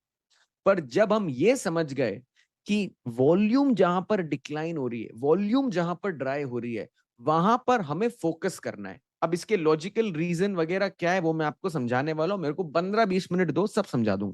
तो अभी आपने एक चीज समझ ली कि ब्रेकआउट होने के बाद 90 या 80% मूव्स फेड अवे क्यों हो जाते हैं? ये बात समझ में आ गई? क्योंकि इंस्टीट्यूशंस की खुद की बाइंग ही कंप्लीट हो जाती है, और इसीलिए रीटेस्ट बोल लो या पुल बैक बोल लो, प्रॉफिट बुकिंग बोल लो, या जो मर्जी आके बोलना है बोल लो, प्राइस आता है लिक्विडिटी लेने के लिए। ठीक है, अब दूसरा इंपॉर्टेंट चीज जो बहुत इंपॉर्टेंट है हमारी स्ट्रैटेजी को कंप्लीटली समझने के लिए, और ये काफी इंटरेस्टिंग पॉइंट है। अब आप में से कितने लोगों ने ये एक्सपीरियंस किया है, आई थिंक 100% सबने किया होगा, कि आपने देखा कि एक स्टॉक सपोर्ट पे आया है। ठीक है, ध्यान से सुनना। स्टॉक सपोर्ट पे आ गया, यहां से स्टॉक ने एक छलांग लगाई, फिर स्टॉक ने एक और जो है रीटेस्ट कर दिया, और यहां पर आके एक डबल बॉटम जैसी फॉर्मेशन बना दी। तो अब आप में से कितने लोग ये समझते हो कि जैसे ही प्राइस थोड़ा ऊपर जाएगा, ट्रेंड लाइन खरीदने वाले आ जाएंगे? हाँ या ना में जवाब देना, सिर्फ और सिर्फ। कि जब प्राइस ने यहां पर टैप करा तो कुछ डबल बॉटम वाले आ जाएंगे कि सपोर्ट पे बाय करना है तो चलो सर बाय कर लेते हैं। कुछ ये ट्रेंड लाइन ब्रेक वाले आ जाएंगे योद्धा, कि सर यहाँ ट्रेंड लाइन बढ़िया ब्रेक हो रही है तो यहाँ पर अपनी खरीदारी बनती है, तो हम यहाँ पर बाय करने का प्लान कर रहे हैं। तो पॉइंट बी पर ये लोग आ गए बाय करने के लिए। फिर कुछ लोग बोलेंगे कि सर यहाँ पर मैं आपको बताता हूँ कि यहाँ पर तो एक है ना कुछ पैटर्न जैसा कुछ बन रहा है, यहाँ पर नेक हो रही है, डब्ल्यू पैटर्न बन रहा है सर। तो कुछ लोग आ जाएंगे पॉइंट पे खरीदने के लिए। ये कितने लोग अग्री करते हो कि ये ए, बी और सी, ये तीनों रिटेल ट्रेडर ही हैं, और ये तीनों अपने अपने रीजन ढूंढ रहे हैं बाय करने के लिए? ठीक है, ठीक है। अब बात ये है कि ये ए अंकल, बी अंकल और सी अंकल, सारे अंकलों के जो स्टॉप लॉस है ना, वो यहीं पर पड़े हैं। ये कितने लोग समझते हो? तो स्टॉप लॉस है ना, किसी का यहाँ पर है तो किसी का इससे थोड़ा सा नीचे होगा, या किसी का इससे थोड़ा ऊपर होगा। बेसिकली ये है कि एक रेंज है जहां पर इन सब के स्टॉप लॉस स्टेटस में पड़े हैं। ये कितने लोग अग्री करते हो? यस लिख दो कि सबके स्टॉप लॉस मैंने आपको स्टार्टिंग में बताया था पेंडिंग ऑर्डर होता है। पेंडिंग मतलब यहां पर आपके पेंडिंग सेल ऑर्डर जो हैं वो बाजार में रखे हुए हैं। ठीक है, तो यहां पर बहुत सारे जो है सेल ऑर्डर्स पेंडिंग है, पेंडिंग स्टेटस में पड़े। अब बात इतनी सी है कि आपने ये देखा होगा कि बहुत बार प्राइस पहले आपको निकालेगा और फिर यहीं से यू टर्न लेके उसी डायरेक्शन में फिर से जाने लग जाता है। ये कितने लोगों ने ऑब्जर्व किया है कि जब जब मैंने सर ऐसा किया है, पहले तो मेरे को यहां से फेंका जाता है, मेरे फेंकने के बाद यहां से वो का वो यू टर्न लेके स्टॉक ब्रेकआउट कर जाता है। भैया ये क्यों हो रहा है? इसको समझने के लिए आपको ये समझना पड़ेगा कि इंस्टीट्यूशंस कभी भी, जब आप बाय कर रहे हो, जानना चाहते हो, ये आपकी ट्रेडिंग बदल देगा। आई रिपीट, इंस्टीट्यूशंस कभी भी वहां पर बाय कर ही नहीं सकते जहां आप बाय कर रहे हो। अब इसको समझो ध्यान से, आपको पूरी स्ट्रैटेजी समझ में आ जाएगी। बात इतनी सी है कि इंस्टीट्यूशंस और रिटेल ट्रेडर्स दो टाइप के लोग हैं। तो चलो अब मैं इस कॉन्सेप्ट को समझाने के लिए मेरे को आपको कुछ रूल्स से रूबरू कराना पड़ेगा। वो रूल्स को करो, बहुत मजा आएगा, समझो बहुत मजा आने वाला है। ये है कुछ golden rules of the market, कुछ तोड़फोड़ नहीं है, सिंपल लॉजिकल कॉन्सेप्ट है। ये रूल्स को एक बार मैं समझा दूंगा तो आपके लिए अंडरस्टैंडिंग इजियर हो जाएगी। रूल नंबर 1, स्टॉक मार्केट एक जीरो सम गेम है। मतलब अगर ट्रेडिंग की मैं बात करूं तो अगर आपको 100 रुपए कमाने हैं तो किसी की जेब से वो 100 रुपए आपके खाते में आएंगे। ये कितने लोग जानते हैं? आप मार्केट में 500 रुपए, 100 रुपए, 1000 रुपए बनाओगे तो वो किसी ना किसी की पॉकेट से आएगा। वो मार्केट में कोई बांट नहीं रहा है। ठीक है, तो it's a zero sum game. Someone win so someone will lose. दूसरा, दो ही तरीके के मार्केट पार्टिसिपेंट्स है बाजार में। एक तो आपके और मेरे जैसे रिटेल ट्रेडर्स, और दूसरे बड़े इंस्टीट्यूशनल ट्रेडर्स। दो ही तरीके की कैटेगरी है। अब इंस्टीट्यूशनल ट्रेडर वो ट्रेडर है जिनके पास बहुत लार्ज कैपिटल है, न्यूज और इंफॉर्मेशन का एक्सेस मुझसे और आपसे बेहतर है, जिनके पास टेक्नोलॉजी है, जिन लोगों के पास ऑलमोस्ट उनका पूरा बिजनेस मॉडल ही यहां से पैसा बनाने का है मार्केट। तो इन लोगों के पास इंफॉर्मेशन बेटर होती है, पैसा ज्यादा होता है, और यही लोग मार्केट के मूव्स क्रिएट करते हैं। इन शॉर्ट फॉर्म, जो मार्केट को खोलते हैं और बंद करते हैं उनको इंस्टीट्यूशंस बोलते हैं। आप और मैं वेट करते हैं निफ्टी कहाँ खुलेगा, निफ्टी को खोलने वाला भी तो कोई है, यस और नो। आप और मैं इसका इंतजार करते हैं बाजार कहाँ खुलेगा, कौन से स्टॉक में तेजी आएगी। ये जो करवाने वाले लोग हैं ना, मार्केट में ट्रेंड बनाने वाले, मूव क्रिएट करने वाले, खोलने बंद करने वाले, ये लोग इंस्टीट्यूशन है। अब ये लोग कौन है? बड़े इन्वेस्टमेंट बैंक्स, गोल्डमैन सैक्स, Morgan Stanley, JP Morgan, Nomura, Jefferies, बड़े insurance companies like Life Insurance Corporation of India. आप देखोगे सिंगापुर पीटी ही, Saudi Arabian Investment Authority, Vanguard, Black Rock, ऐसे बहुत बड़े बड़े इंस्टीट्यूशंस के आपने नाम सुने होंगे। वो सारे लोग इंस्टीट्यूशंस हैं, और हम 5-7 करोड़ जो लोग हैं, हम सारे ये जो है रिटेल ट्रेडर्स। तो अब अगर मैं पहले और दूसरे रूल को कंबाइन करूं, तो इसका मतलब है दो मार्केट पार्टिसिपेंट है, रिटेल और इंस्टीट्यूशन, और पहला रूल बोलता है stock market zero sum game है, किसी का पैसा बनेगा किसी का पैसा जाएगा। तो दोनों रूल को कंबाइन करके क्या मैं ये बोल सकता हूं इंस्टीट्यूशन तभी पैसा बनाएगा जब ये पैसा रिटेल की जेब से जाएगा? सोच के ये सुनो, में जवाब दे दो। Institutions will make money at the expense of retail traders. This is the truth. Correct? तो ये जो एफएनओ ट्रेडिंग स्पेसिफिकली जिसकी बात मैं कर रहा था, जो 93%, 93% लोगों की जेब में से पैसा जा रहा है, तो वो किसी की जेब में आ भी तो रहा है। और इसीलिए number of institution registered in India have gone up times. तो आपको मैं इतनी सी चीज बता रहा हूं कि ये दो रूल अपने दिमाग में रखो। अब तीसरा रूल जो गेम चेंजर रूल है, for every buyer there has to be a seller, for every seller there has to be a buyer. मतलब अगर मेरे को खरीदारी करनी है तो मेरे को कोई बेचने वाला चाहिए, मेरे को बेचना है तो कोई खरीदने वाला चाहिए। अब अगर मैं तीनों रूल को कंबाइन कर दूं, तो इसका मतलब ये है कि जब जब इंस्टीट्यूशंस को खरीदारी करनी है, रिटेल को फोर्सफुली बेचना पड़ेगा। सोच के जवाब देना। जब जब इंस्टीट्यूशंस को खरीदना है, वो रिटेल ट्रेडर्स को फोर्सफुली बिकवाएंगे। कैसे? अभी बताऊंगा। और जब जब इंस्टीट्यूशंस को बेचना है, वो रिटेल ट्रेडर्स को फोर्सफुली खरीदवाएंगे। शॉर्ट में अगर समझना है तो कभी देखा है ऐसा होते हुए कि सर मैंने तो सर ब्रेकआउट में बाय किया था, पर स्टॉक सर सडनली रिवर्स हो गया, पता नहीं, समझ में नहीं आया सर कैसे हुआ। अब मैं मेरी लाइन रिपीट करता हूं। Whenever institutions want to sell, they will force you to buy. और दूसरा एग्जाम्पल है कि सर मैंने तो सर डबल बॉटम पे बाय किया था, पर मेरा तो सर एसएल हिट हो गया और फिर तो स्टॉक सर ऊपर चला गया। Whenever institutions want to buy, they will force you to sell. अब किसी को बातें थोड़ी समझ में आ रही है कि यहाँ हो क्या रहा है? ये जो फेक आउट्स होते हैं ना, ये मार्केट की रीत है। इसके बिना इंस्टीट्यूशंस अपने ऑर्डर एग्जीक्यूट कर ही नहीं सकते। क्यों नहीं कर सकते? क्यों ऐसा होता है? इससे बच कैसे सकते हो, वो अब मैं आपको बताऊंगा। अभी आप में से कितने लोग मेरे से कनेक्ट कर पा रहे हो? यस लिख दो। मैं आपको स्ट्रैटेजी में जाने से पहले कुछ ऐसी चीजें बता रहा हूं जो स्ट्रैटेजी का एक एक पॉइंट आपको क्लियर कर देगी। तो जब मैं स्ट्रैटेजी एक फ्लो में बताऊंगा ना, आपको कहीं बीच में दिक्कत नहीं आएगी कि सर ऐसा क्यों हुआ ना वैसा क्यों हुआ। तो मैं आपको एक एक मूव स्टॉक का बता रहा हूं कि क्यों, कैसे और कब होता है। ठीक है? अब मैं अपने एग्जाम्पल पे फिर से चलूंगा, यहां पर अब आएगा आपको मजा। अब मैं ये एग्जाम्पल जो आपको बता रहा था कि ये ए बी और सी वाले जो लोग हैं, लेट से ये तीनों लोग मिला के कुछ 8,000 शेयर की इन्होंने बाइंग करी हुई है। लेट से 8,000 शेयर की तीनों ने मिला के कुछ बाइंग करी हुई है। ठीक है? तो अब इन लोगों ने लेट से 8,000 शेयर्स की बाइंग करी है, तो इनके 8,000 सेल ऑर्डर यहां पर कहीं रखे होंगे। एग्री करते हो कि कुछ 8,000 जो है सेल ऑर्डर इनके यहां पर पेंडिंग होंगे।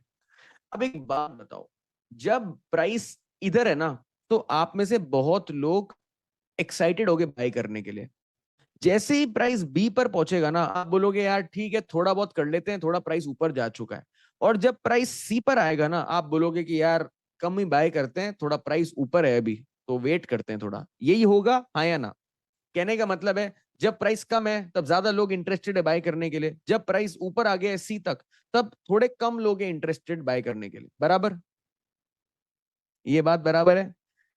तो अब एक चीज समझ लो कि पॉइंट ए पर कुछ 4,000 लोगों को अपनी बाय करने थे क्वांटिटी, 4,000 रिटेल ट्रेडर्स एक पॉइंट पर बाय करने को तैयार थे। अब मैंने आपको बताया कि यार इंस्टीट्यूशंस को भी यही बाय करना है, रिटेल ट्रेडर को भी यही बाय करना है, तो भैया बेचेगा कौन? समझ रहे हो? रिटेल ट्रेडर को बाय करना है। अब मैं आपको एक सिचुएशन देता हूं कि इंस्टीट्यूशन यहां बाय कर ही नहीं सकता, तो अज्यूम कर लो कि इंस्टीट्यूशन को भी यहीं पे बाय करना है जहां आप और मैं बाय कर रहे हैं। तो अभी रिटेल ट्रेडर्स ने ऑर्डर डाला 4,000 बाय ऑर्डर का, और यहां पर सिर्फ 2,000 क्वांटिटी के जो है सेलर बैठे हैं मार्केट में। तो अभी अगर इंस्टीट्यूशंस को भी बाय करना है, रिटेल ट्रेडर्स को भी बाय करना है, तो बेचने वालों की कमी होगी कि नहीं होगी? बात लॉजिकल है। भाई रिटेल ट्रेडर्स भी बहुत सारे बाय कर रहे हैं, इंस्टीट्यूशंस को भी बाय करने का मूड है, तो भैया बेचेगा कौन? बेचने वाला तो चाहिए। तो यहाँ पर सेलर्स का क्रंच आ जाएगा। तो अब इंस्टीट्यूशंस को दिख रहा है कि यार ऑलरेडी बायर सेलर से ज्यादा है, मेरे को 10,000 क्वांटिटी बाय करनी है।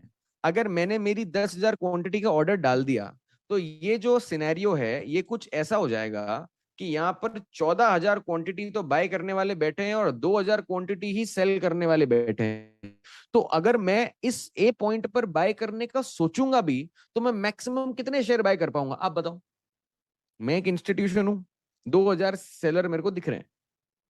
अब मेरे को तो बाय करने हैं सर 10,000, 2,000 से मेरा काम तो होगा नहीं। तो अगर मैं 2,000 बाय कर भी लूं, तो मेरा पर्पस सॉल्व हो रहा है क्या? Is my purpose getting solve? नहीं हो रहा।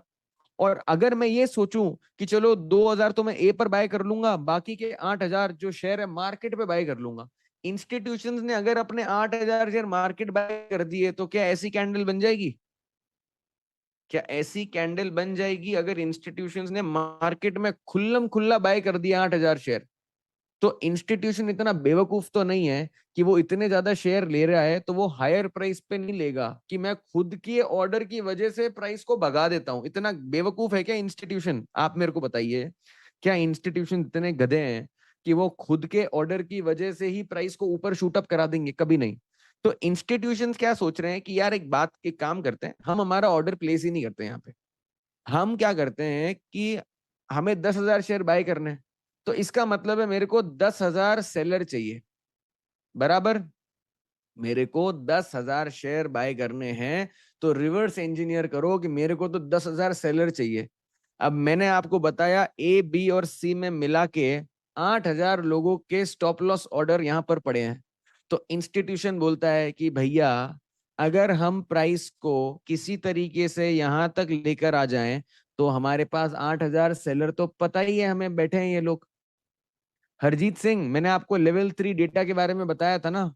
इंस्टीट्यूशंस को आपके सेल ऑर्डर जो स्टॉप लॉस ऑर्डर एनएससी की ऑर्डर बुक में जाते हैं ना, वो साफ साफ दिखते हैं। हरजीत, आप समझ रहे हो? आपके मेरे दुनिया के जो स्टॉप लॉस ऑर्डर्स है ना, वो ऑर्डर बुक में एक ओपन बुक है, ओपन किताब, खुली किताब है। वो डेटा आपके और मेरे पास नहीं है। 65 लाख रुपए भर दो, आ जाएगा डेटा। आप समझ रहे हो? तो ये किसको समझ में आ रहा है? इंस्टीट्यूशन सी पॉइंट पर आके ये सोच रहे हैं कि यार मेरे को 10,000 शेयर खरीदने हैं, तो मेरे को 10,000 शेयर के सेलर चाहिए। ये बात बराबर है सबको? ये बात तो क्लियर होगी।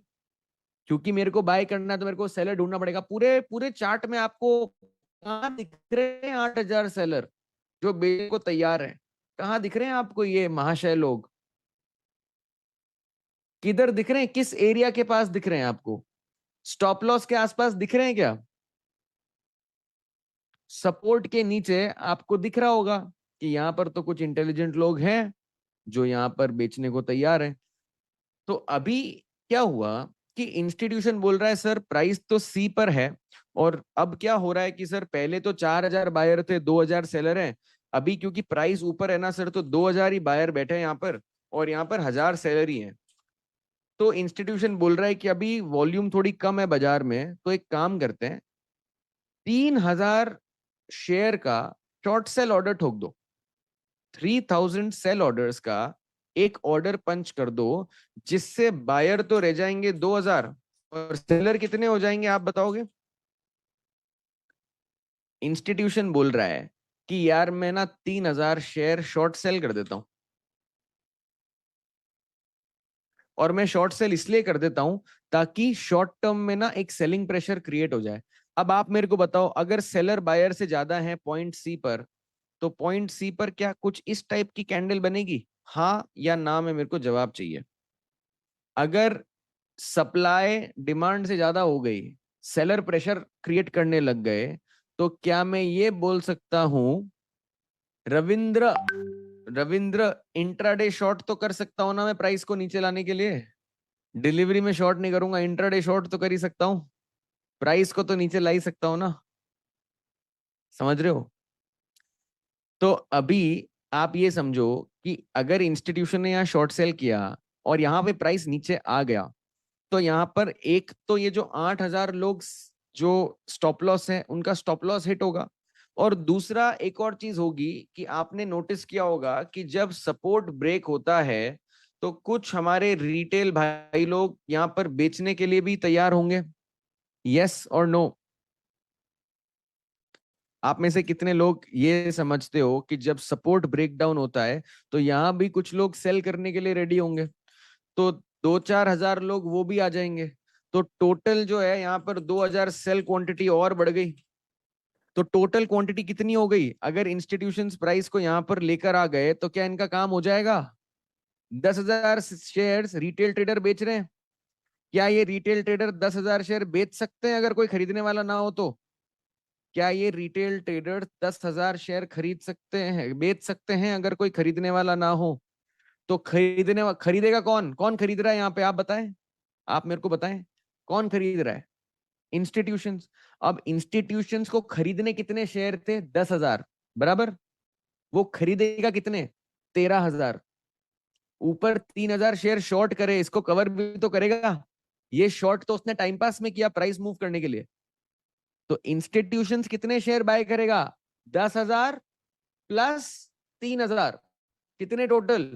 13,000। अब यहां पर इस पॉइंट पर डिमांड कितनी है? कितने शेयर बाय हो रहे हैं आप बताएं? और सेल कितने शेयर हो रहे हैं? तो अब यहां पर क्या कलर की कैंडल बनेगी अगर बायर सेलर से ज्यादा होंगे, तो आप बताएंगे क्या कलर की कैंडल बनेगी सर? आप बताएं।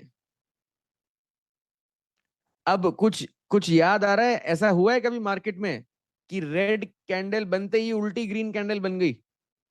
कभी ये देखा है मार्केट में होते हुए? एसएल कटते ही मार्केट रिवर्स डायरेक्शन में मूव करता है। अब दूसरी चीज, इंस्टीट्यूशंस ने अपने 10,000 शेयर बाय कर लिए, तो उसने आपसे कम प्राइस में ज्यादा शेयर बाय कर लिए और इंस्टीट्यूशन का काम भी हो गया बराबर। आपसे कम प्राइस पे ज्यादा क्वांटिटी इंस्टीट्यूशंस ने बाय कर ली और उनका काम भी हो गया। अग्रीड? यस और नो? तो अब ये बताओ कि जो 2,000 लोगों ने यहां पर शॉर्ट की पोजीशन बनाई थी, उनका भी तो स्टॉप लॉस होगा कहीं ना कहीं। ये बात मानते हो कि नहीं मानते? 2,000 शेयर की शॉर्ट पोजीशन बनाई, मतलब नीचे जाएगा मार्केट तो पैसा बनेगा। अब मार्केट तो ऊपर जा रहा है, तो क्या इन लोगों का स्टॉप लॉस कटना चालू होगा कि नहीं होगा? आप बताओगे। जो 2,000 लोगों ने यहां पर बिकवाली करी, इन लोगों के भी तो स्टॉप लॉस होंगे। और ये स्टॉप लॉस बाय ऑर्डर होगा कि सेल ऑर्डर? आप बताओ। Buy order. तो यहां पर 2,000 शेयर का पेंडिंग बाय ऑर्डर जो है यहां पर मार्केट में पड़ा है। जैसे ही प्राइस यहां तक पहुंचती है, 2,000 शेयर का ऑर्डर मार्केट में पंच होगा कि नहीं होगा?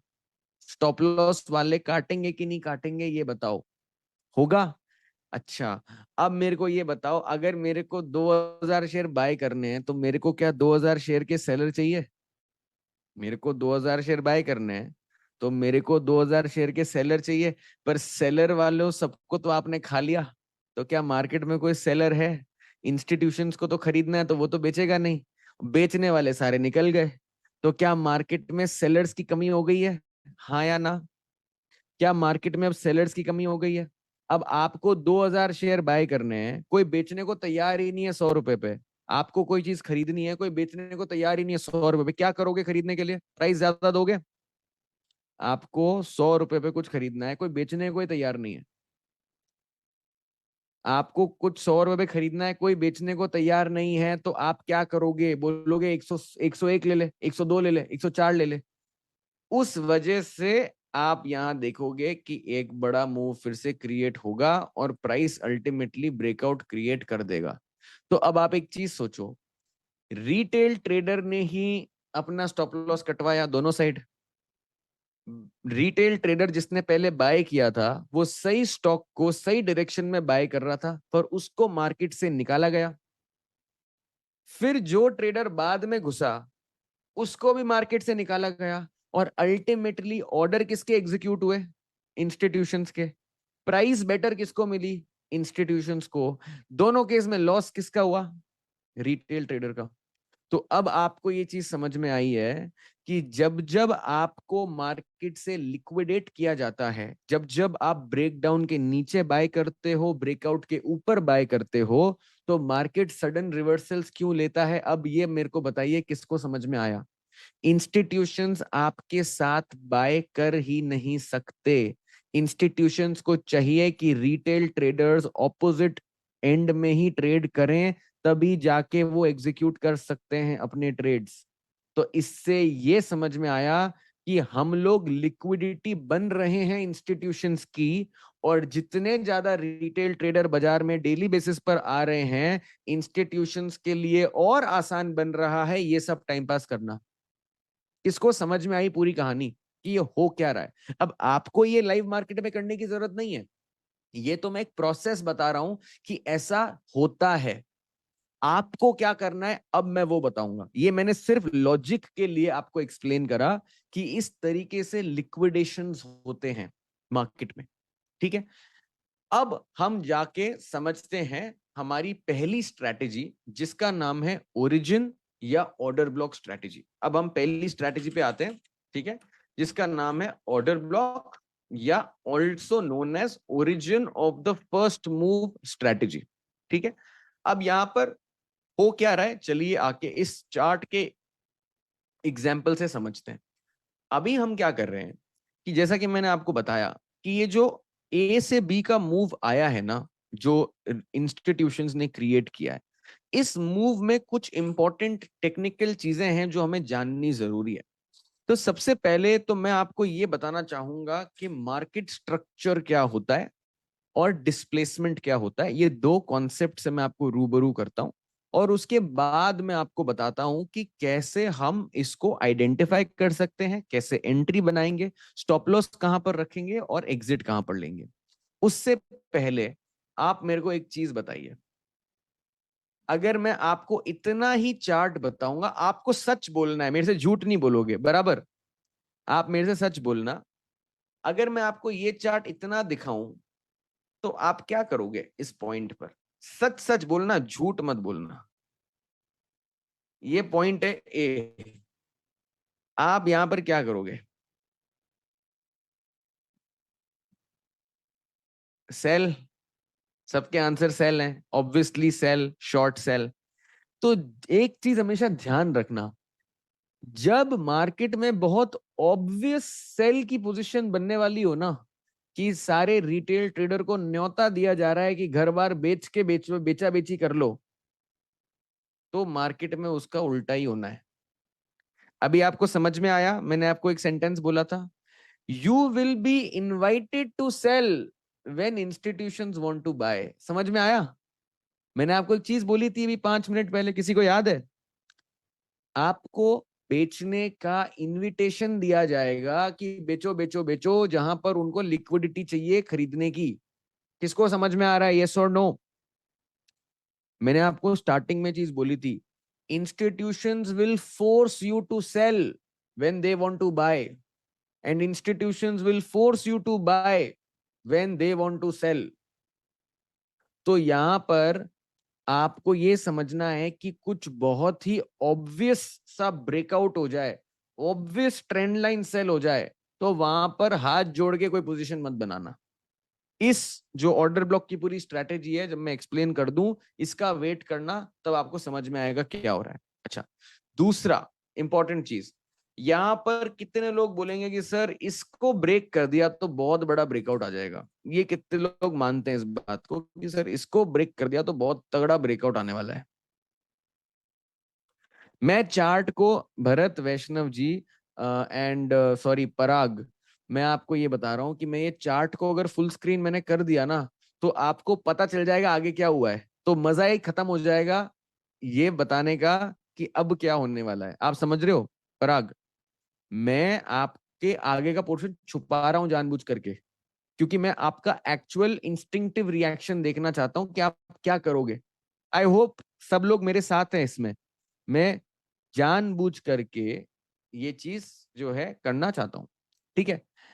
अब यहां पर क्या है कि मैंने आपको बताया कि स्टॉक ने ए से बी का एक मूव क्रिएट कर दिया, चलो अच्छी बात है, ए से बी का मूव क्रिएट कर दिया। अब मैं आपको एक ही चीज बोल रहा हूं कि मेरे को तो मूव जहां से स्टार्ट हुआ ना उससे मतलब है, और ब्रेकआउट होने के बाद, कैंडल बनने के बाद, वॉल्यूम आने के बाद मैं वैसे भी इंटरेस्टेड नहीं हूं, क्योंकि क्योंकि मैं ए से बी, मतलब जो बी पॉइंट पे बाय करने में इसलिए इंटरेस्टेड नहीं हूं क्योंकि ज्यादा वॉल्यूम ट्रेड हो गई है, मतलब इंस्टीट्यूशंस की पोजीशनिंग हो गई है, ये मैं आपको पहले ही समझा चुका हूं। अब बात इतनी सी है, समझने की बात यह है कि अब प्राइस क्या करेगा। एक चीज तो बहुत ही तय है जो मैंने आपको स्टार्टिंग में बता दी थी कि पॉइंट बी से नीचे आएगा प्राइस। ये बात किस किस को याद है कि क्योंकि पॉइंट बी पर इंस्टीट्यूशनल बाइंग हो ही नहीं रही है तो प्राइस तो नीचे आएगा ही आएगा। कहां तक आएगा वो जानना जरूरी है। प्राइस वहां तक आएगा जहां उसको नेक्स्ट बायर मिलेगा, बराबर? प्राइस वहां तक आएगा जब उसको नेक्स्ट बायर मिलेगा, ये मिलेगा, वहां तक प्राइस आएगा। अब यहां पर मैं आपको इंस्टीट्यूशंस का वापस बताओ, अरे आपको याद है मैंने बताया था कि प्राइस, ये मैंने एग्जांपल दिया था ना कि 104 तक प्राइस पहुंच गया आशीष जी, 104 तक प्राइस पहुंच गया मतलब इंस्टीट्यूशन की बाइंग खत्म हो गई। तो अब इंस्टीट्यूशन तो और बाय नहीं कर रहा ना आशीष जी, इंस्टीट्यूशन तो अब और बाय नहीं कर रहा ना, नहीं कर रहा। तो अब अगर इंस्टीट्यूशन ने अपनी बाइंग बंद कर दी तो प्राइस के ऊपर जाने के चांसेस तो बहुत कम है ना। कितने लोग मेरे साथ हो? प्राइस, क्योंकि इंस्टीट्यूशंस ने बाइंग बंद कर दी तो प्राइस के ऊपर जाने के चांसेस तो बहुत कम है। अब इंस्टीट्यूशन ने सबसे ज्यादा क्वांटिटी किस भाव पे खरीदी? इंस्टीट्यूशन ने सबसे ज्यादा क्वांटिटी किस भाव पे खरीदी? 100 पे। तो अगर भाव फिर से 100 पर आएगा तो क्या वो खरीदेगा? और सोचो, अगर भाव 100 पे फिर से आएगा तो इंस्टीट्यूशन और खरीदेगा। क्यों खरीदेगा उसका रीजन बताता हूं। अब क्यों खरीदेगा उसका रीजन बताता हूं, बहुत इंटरेस्टिंग है, बहुत मजा आने वाला है। तो मैं अब आता हूं मेरे सेकंड सेट ऑफ रूल्स पर, अंडरस्टैंडिंग द गेम। पहली चीज, अभी आपने ना पूरी जिंदगी रिटेल की दुनिया से, रिटेल के लेंस से मार्केट को समझा है, अब इन महाशय लोगों के एंगल से समझो। इंस्टीट्यूशंस रिटेल ट्रेडर्स पे फुली डिपेंडेंट है, ये बात तो अब मेरे को समझाने की भी जरूरत नहीं है। कितने लोग अग्री करते हो? यस लिख दो चैट में फटाफट। Very good. ये बात भी आपको पता है कि इंस्टीट्यूशंस हमेशा बड़ी क्वांटिटी बाय और बड़ी क्वांटिटी सेल करेंगे, ये भी बात पता है। अब आपको ये भी पता है कि अगर इंस्टीट्यूशंस को बड़ी क्वांटिटी बाय या सेल करनी है तो उनको लिक्विडिटी चाहिए। अगर मेरे को खरीदना है तो मेरे को बेचने वाला चाहिए, मेरे को बेचना है तो मेरे को खरीदने वाला चाहिए। और मैं एक ही पॉइंट पर इतनी बड़ी क्वांटिटी का बायर या सेलर खड़ा नहीं कर सकता रातों रात। मेरे को 9:16 पे 5 लाख शेयर टाटा मोटर के बेचने हैं, तो क्या दुनिया के, इंडिया के सारे रिटेल ट्रेडर कोई अलार्म से उठ जाएंगे कि भैया 9:16 पे हमें बाय करना है? ऐसा होगा क्या? मैं एक इंस्टीट्यूशन हूं, मेरे को 5 लाख शेयर टाटा मोटर के बेचने हैं 9:16 पे। ऐसा तो है ही ना कि इंडिया के सारे रिटेल ट्रेडर उठ के आ जाएंगे कि सर आपको बेचना है, हम आ गए खरीदने। ये होगा क्या? आप मेरे को बताइए, क्या ऐसा होगा? नहीं होगा ना। तो क्या मैं ये बोल सकता हूं इंस्टीट्यूशंस कभी भी अपना ऑर्डर एक बार में एग्जीक्यूट नहीं कर पाते? ये इनकी प्रॉब्लम है, बराबर? इंस्टीट्यूशंस अपने बड़े ऑर्डर्स एक बार में पूरी तरीके से एग्जीक्यूट नहीं कर पाते। क्या ये बात सच है? मेरे को 1 लाख शेयर खरीदने हैं, मैं एक बार में बाय नहीं कर पाऊंगा। तो मैं क्या करूंगा, अपने ऑर्डर को 2 ब्लॉक्स में स्प्लिट कर दूंगा। 50,000 शेयर और 50,000 शेयर के 2 ब्लॉक्स में मैंने अपने ऑर्डर को स्प्लिट कर दिया, जिसको हम बोलेंगे ऑर्डर ब्लॉक। तो मैंने पहले 50,000 शेयर एग्जीक्यूट कर दिए जितने अवेलेबल सेलर्स थे उनसे, और फिर बाकी के 50,000 सेम प्राइस पे बाद में एग्जीक्यूट करूंगा। समझ में आ रहा है? अब इंस्टीट्यूशंस के पास 2 ऑप्शन है सर। आप बोलोगे सर मैं 1 लाख शेयर एक बार में ही खरीद लूंगा ना। अरे भाई, आपको 1 लाख शेयर खरीदने हैं पर सेलर ही नहीं उतने, तो अब आपके पास 2 ऑप्शन है कि या तो 1 लाख शेयर में से कुछ भी मत खरीदो, या फिर जो 25,000 शेयर मिल रहे हैं सही प्राइस पे उनको ले लो और बाकी के 25,000 को थोड़ी हाई प्राइस में बाय कर लो। तो आप मेरे को ये बताओ क्या चीज बेटर है? एक भी शेयर नहीं लू मैं उस स्टॉक का, या जो 25,000 मिल रहे हैं उनको तो सही प्राइस पे ले लो, बाकी के 25,000 थोड़े से ऊपर के भाव पे ले लेना। तो 25 प्लस 25 बेटर हो गया ना मेरे लिए। तो अब मैंने 50,000 को एग्जीक्यूट कर दिया। अब मैं अगर 50,000 शेयर का मार्केट में ऑर्डर लेके आऊंगा तो क्या कैंडल नहीं बनेगी? क्या वॉल्यूम नहीं बनेगी? आप बताओ। मैं 50,000 शेयर का ऑर्डर पंच करूंगा मार्केट में, तो भाई कैंडल भी बनेगी, वॉल्यूम भी आएगा, सब कुछ होगा। तो वो मेरा एविडेंस है कि इंस्टीट्यूशंस इन्वॉल्व्ड हैं। और यही चीज मैंने आपको समझाई कि जब कैंडल बन गई और जब वॉल्यूम बन गई तो इंस्टीट्यूशंस का तो काम हो गया ना। उसने अपने 50,000 शेयर खरीद लिए। रिटेल ट्रेडर ये सोचते हैं कि पॉइंट बी के बाद वो और 50,000 खरीदेगा, जो बेवकूफी है। ये कितने लोग समझ गए? ए से बी इंस्टीट्यूशन लेकर आए हैं प्राइस, डिनाई ही नहीं कर रहा, वॉल्यूम में भी आया है, मना ही नहीं कर रहा। मेरा दिक्कत ये है कि ये बी पर खरीदने नहीं वाले, बी पर इनका अंत है। अब अगर इनको फिर से खरीदना है तो ये बी पर नहीं खरीदेंगे, ये ए तक वापस प्राइस को लेकर आने का वेट करेंगे और ए पर खरीदेंगे। तो ए से बी प्राइस होने के बाद जब पूरी दुनिया के सारे रिटेल ट्रेडर बी पे बाय कर रहे हैं, मैं आपको ऑर्डर ब्लॉक मार्क करने के लिए बोल रहा हूं और बोल रहा हूं कि वेट करो कि जब प्राइस इस रेंज में आ जाए तब आपको अपना ऑर्डर एग्जीक्यूट करना है। अंडरस्टूड? अब आपको बात समझ में आ गई? अब ये पॉइंट ए होगा क्या उसको समझते हैं। उसके लिए हम आएंगे डिस्प्लेसमेंट के कॉन्सेप्ट पे। 3 ऑर्डर ब्लॉक भी हो सकते हैं। देखो, ऑर्डर ब्लॉक तो एक ही रहेगा, उसके कितने भी पार्ट्स हो सकते हैं ना। अब मेरे को इंस्टीट्यूशन थोड़ी बताएगा कि भैया मैंने 1 लाख के 2 पार्ट करे या 3 पार्ट करे या 4 पार्ट करे। मेरे को ये पता है एक बार में तो नहीं कर पाएगा। किसको समझ में आ रही है बात? यार मेरे को नहीं पता कि 2 पार्ट होंगे, 3 होंगे, 4 होंगे, 5 होंगे। ये मेरा बिजनेस नहीं है, मेरे को नहीं पता। मेरे को ये पता है एक बार में नहीं होंगे, 10 भी हो सकते हैं। क्या करना, जब आएगा प्राइस में बाय कर लूंगा। और मैं तो रेडी हूं ना, 70% ही मेरी विन रेट है। मैं तो रेडी हूँ 30% टाइम्स गलत कर दो मेरे को साबित, मेरे को कोई प्रॉब्लम नहीं है। मैं तो रिस्क मैनेजमेंट वाला बंदा हूं, मेरे को कोई प्रॉब्लम नहीं है, मैं ले लूंगा स्टॉप लॉस। कितने लोगों को समझ में आ रहा है मैं क्या बोल रहा हूँ? यस और नो? ठीक है, तो ठीक है, कोई बात नहीं। अब आपको 2 कॉन्सेप्ट समझा रहा हूं और फिर आपकी स्ट्रेटेजी आपके सामने आ जाएगी खुद हूबहू। ठीक है, तो सबसे पहले आप मार्केट स्ट्रक्चर की अंडरस्टैंडिंग रख लो। स्टॉप लॉस कहाँ रखना है सर? मेरे को 15 मिनट दे दो, सारा चिट्टा आपके सामने क्लियर कर दूंगा। मेरे को ना 90 मिनट लगे आप लोगों को रिटेल से इंस्टीट्यूशनल माइंडसेट में लाने के लिए। समझते हो? अब स्ट्रेटेजी समझाने में मेरे को 15 मिनट ही लगेंगे, 15 या 20 मिनट ही लगेंगे। बट ये सब नहीं समझाता ना, तो स्ट्रेटेजी का कुछ नहीं करते आप अगले दिन आ जाते सेम चीज लेके कि ये तो क्या ही आपने टाइम पास करा, क्या ही स्ट्रेटेजी बताई, हम तो नहीं कर पा रहे एग्जीक्यूट। और यही दिक्कत होती है। रमेश जी, अभी आपको सर मैं बताऊंगा ऑर्डर ब्लॉक कैसे एग्जीक्यूट करना है, एंट्री कैसे लेनी है, टारगेट कैसे लेनी है, ट्रेड मैनेजमेंट कैसे करना है, ट्रेलिंग स्टॉप लॉस कैसे करना है। भाई साहब इसके लिए थोड़ा टाइम चाहिए होता है ना, तो मैं बस टाइम मांग रहा हूँ आपसे, मेरे को आधे घंटे का टाइम दे दीजिए, सारे आपके क्वेश्चंस कर दूंगा। अच्छा, आदित्य रॉय का एक अच्छा सवाल आया है कि सर वो बल्क डील ब्लॉक डील क्या होती है। बहुत ही अच्छा क्वेश्चन है। चलो, क्या होता है ना, एक इंस्टीट्यूशन दूसरे इंस्टीट्यूशन से जब बाइंग सेलिंग करता है ना, तो वो ब्लॉक डील करता है। मतलब मैं एक इंस्टीट्यूशन हूं बैंक ऑफ अमेरिका, मेरे को 10 lakh share Tata Motors buy करने, मैंने देखा कि मोतीलाल ओसवाल को 10 लाख टाटा मोटर बेचने हैं।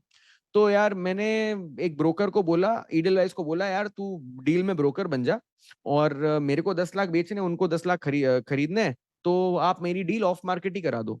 तो हम लोग की एक ब्लॉक डील की विंडो होती है, वो ब्लॉक डील की विंडो जब खुलती है तो मैंने खरीदा, उन्होंने बेचा, सेम क्वांटिटी सेम प्राइस, हमने डिसाइड कर ली कि कौन से प्राइस में हमें एग्जीक्यूट करना है ट्रांजैक्शन। अब मान लो मोतीलाल वाले को बेचने की जल्दी है तो वो कम प्राइस कर देगा, और मेरे को खरीदने की जल्दी है तो मैं ज्यादा प्राइस कर दूंगा। तो वो ब्लॉक या बल्क डील की वजह से गैप अप गैप डाउन हो सकता है। समझ में आ रहा है? देखो, प्रॉब्लम इंस्टीट्यूशन इंस्टीट्यूशन डीलिंग की नहीं है। प्रॉब्लम है जब हमारी अपॉर्चुनिटी तब आती है जब इंस्टीट्यूशन ओपन मार्केट में से खरीद रहा है। ये कितने लोग समझ रहे हो? इंस्टीट्यूशन ने आपस में खरीद लिया ना, तो हम कुछ नहीं उखाड़ पाएंगे, क्योंकि वो तो प्री मार्केट गैप अप हो जाएगा, हम कुछ नहीं कर पाएंगे उसमें। इंस्टीट्यूशन जब ओपन मार्केट से खरीद रहा है ना, तब हमारा गेम चालू होता है। ये कितने लोग समझ पा रहे हो? इंस्टीट्यूशंस जब एक दूसरे से डील करते हैं ना, तो वो ब्लॉक डील होती है, उसमें ऑफ मार्केट ट्रांजैक्शन होता है, वो मार्केट को इंपैक्ट नहीं करता है, मार्केट में प्राइस ऊपर नीचे कर सकता है, बट वो पंच नहीं होते ट्रेड्स, वो ऑफ मार्केट ही ट्रेड हो जाते हैं। अरे मतलब B2B हो गया ना यार, समझ गए? बट अब इंस्टीट्यूशन को ओपन मार्केट में बाइंग करनी है तो रिटेल ट्रेडर से ही करनी पड़ेगी ना। आप लोग समझ रहे हो? ये सारी कहानी तब होती है जब आपको रिटेल ट्रेडर से खरीदारी करनी है। अब आपको अगर पता है कि मैं एक इंस्टीट्यूशन हूं, मैं एक ऐसे स्टॉक में बाइंग कर रहा हूं जहां सारे इंस्टीट्यूशंस को बाय ही करना है, समझ में आ रही बात? मैं एक ऐसे स्टॉक में बाइंग कर रहा हूं जहां सबको बाइंग करनी है। मान लो मैं 6 महीने 8 महीने पहले रेलवे स्टॉक्स खरीद रहा हूं, तो किसी इंस्टीट्यूशन को बेचना ही नहीं है रेलवे स्टॉक, तो मेरे को बाइंग करनी है तो रिटेल से तो करनी पड़ेगी। कितने लोगों को समझ में आ रहा है? अगर सारे इंस्टीट्यूशंस एक साथ PSUs खरीद के बैठे हैं, कोई बेच ही नहीं रहा है, तो ब्लॉक डील में क्या करूंगा? कोई बेचने वाला ही नहीं है, तो मेरे को ओपन मार्केट में खरीदना पड़ेगा। वो वाले सिनेरियोस की बात करो। अब मैं आ जाता हूं मार्केट स्ट्रक्चर के कॉन्सेप्ट पे। ठीक है, market structure one of the most powerful concepts है, पर बहुत लोग इसको समझ नहीं पाते अच्छे से। हमारी स्ट्रैटेजी के एग्जीक्यूशंस में जाने से पहले ये चीज समझना बहुत जरूरी है।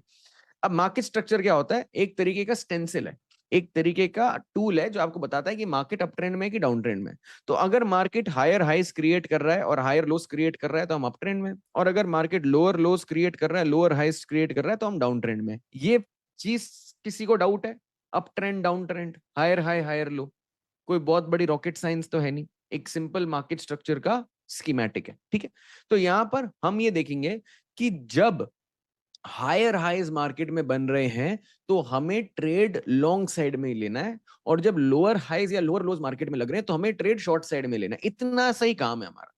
तो अब हम आ जाते हैं कॉन्सेप्ट ऑफ डिस्प्लेसमेंट पे। अब हम समझते हैं कि यार ये डिस्प्लेसमेंट क्या बीमारी है। डिस्प्लेसमेंट बेसिकली, इंग्लिश में डिस्प्लेसमेंट का मतलब होता है a quick movement, a quick shift in price. ये कितने लोग जानते हैं? डिस्प्लेसमेंट का इंग्लिश में मतलब होता है सडन मूवमेंट या shortest distance from point A to point B. तो ये जो डिस्प्लेसमेंट है ना, ये हमारा पहला हिंट होता है इंस्टीट्यूशनल एक्टिविटी को आइडेंटिफाई करने के लिए। तो डिस्प्लेसमेंट कब होगा? डिस्प्लेसमेंट होगा जब प्राइस अपने प्रीवियस हाई को ब्रेक कर दे। जब प्राइस अपने प्रीवियस हाई को, PH लिख रहा हूं, प्रीवियस हाई को डिनोट करने के लिए PH लिख रहा हूं, जब प्राइस अपने प्रीवियस हाई को तोड़ दे, जब प्राइस अपने प्रीवियस हाई को तोड़ दे, बड़ी कैंडल और बड़ी वॉल्यूम के साथ, बड़ी कैंडल और बड़ी वॉल्यूम के साथ, उसको मैं डिस्प्लेसमेंट बोलता हूं। आई रिपीट, डिस्प्लेसमेंट का मतलब है जब प्राइस अपने प्रीवियस हाई को बड़ी वॉल्यूम और बड़ी कैंडल से अग्रेसिवली ब्रेक करे, उसका मतलब है डिस्प्लेसमेंट। अब ये एक कैंडल है, या मान लो 2 कैंडल के साथ मूवमेंट आया है, या 3 कैंडल के साथ आया है, या एक छोटी मोटी रेड कैंडल भी है बीच में, मेरे को कोई फर्क नहीं पड़ता। मेरे को देखना है कितने अग्रेसिवनेस से पिछला हाई ब्रेक हुआ है। क्यों ये अग्रेसिवनेस क्यों चाहिए? क्योंकि अगर इंस्टीट्यूशंस आएंगे ना, तो वो स्टाइल में आते हैं, बड़ा वॉल्यूम क्रिएट करके आते हैं और सडन मूवमेंट क्रिएट करके आते हैं। ये कितने लोग अग्री करते हो? मेरा ऑब्जेक्टिव क्या है? मेरे को ये जानना है इंस्टीट्यूशंस आए हैं कि नहीं आए हैं। आएंगे तो वॉल्यूम और प्राइस को लेकर आएंगे साथ में, तो इसलिए मेरे को डिस्प्लेसमेंट चाहिए।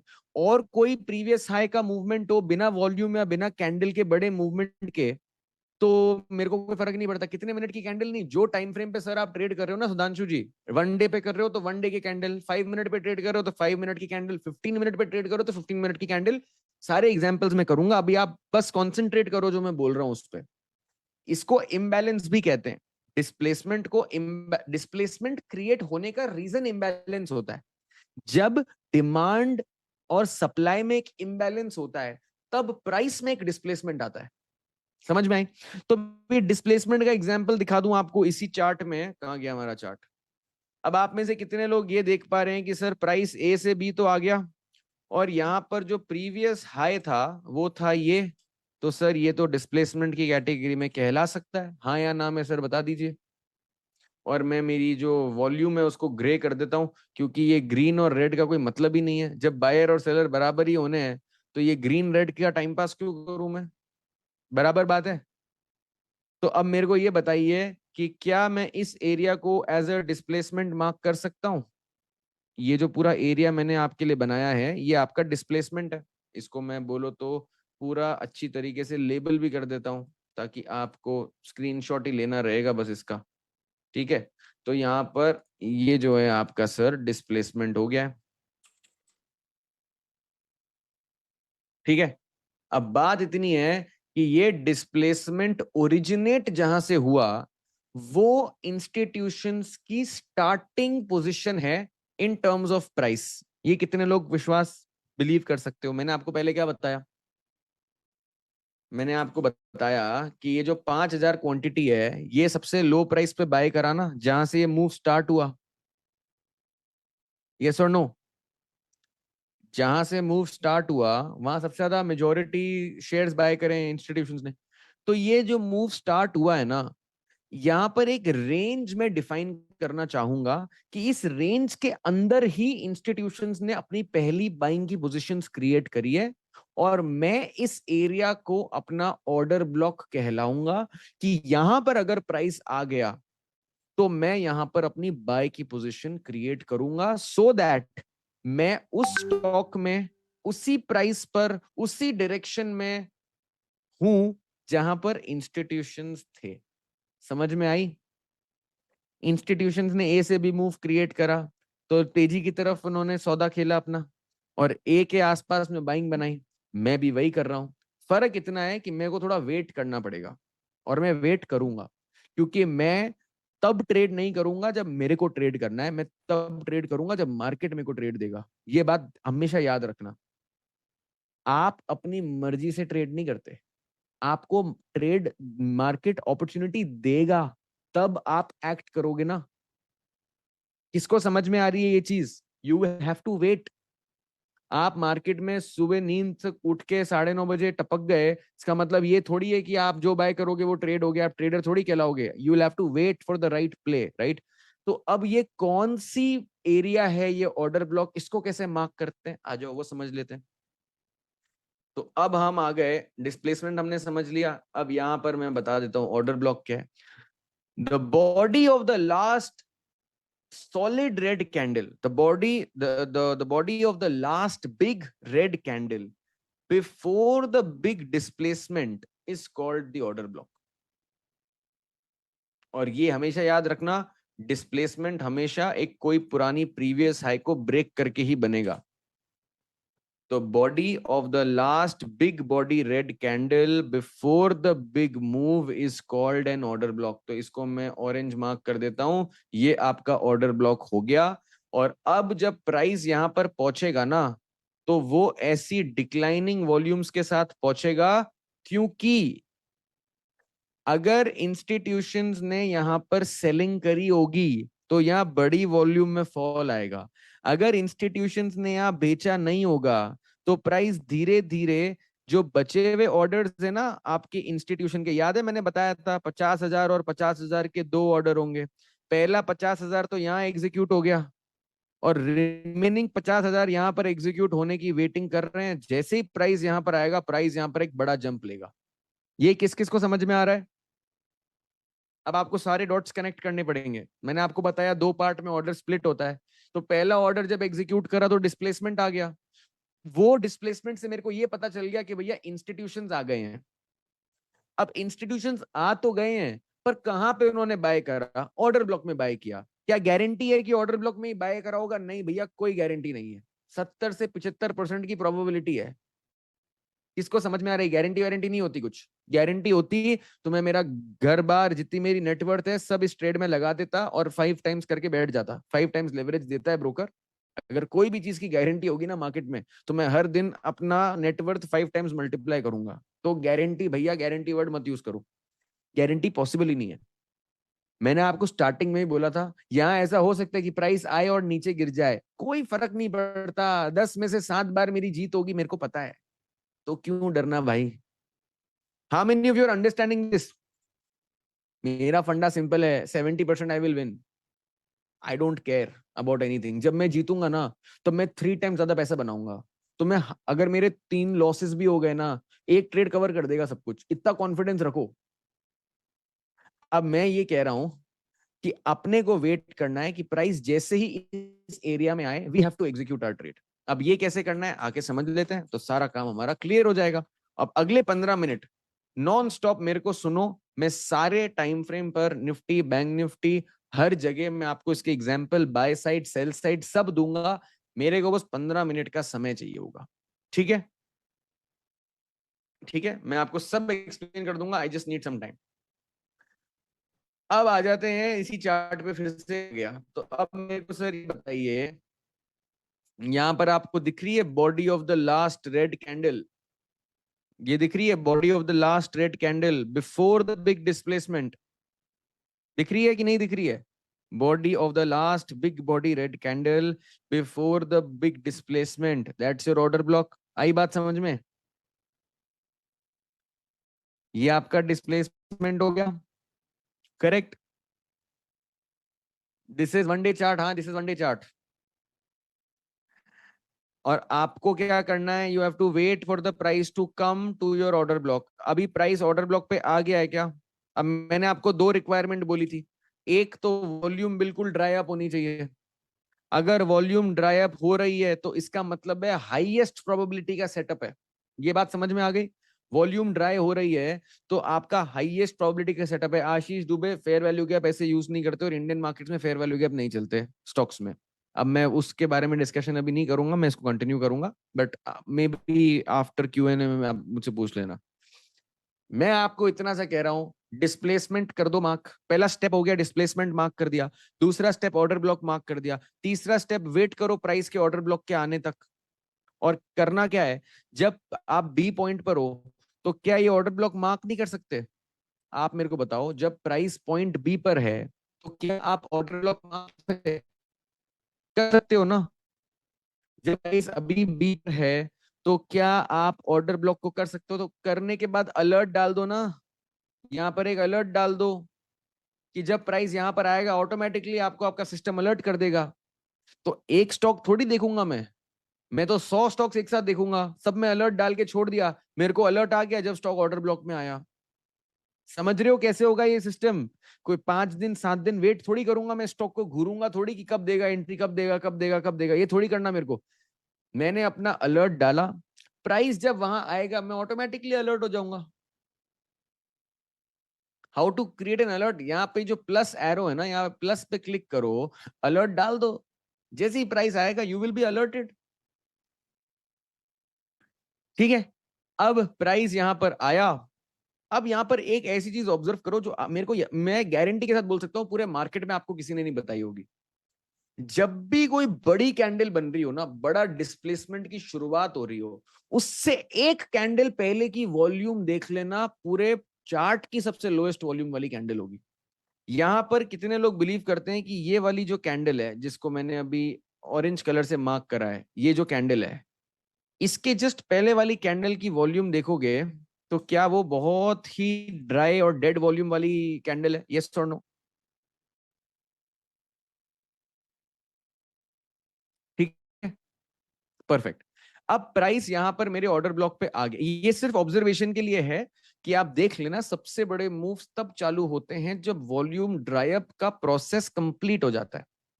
ठीक है, अब यहां पर आप ये देखें कि प्राइस मेरे ऑर्डर ब्लॉक पे आ गया है, तो मेरी एंट्री तो बनेगी।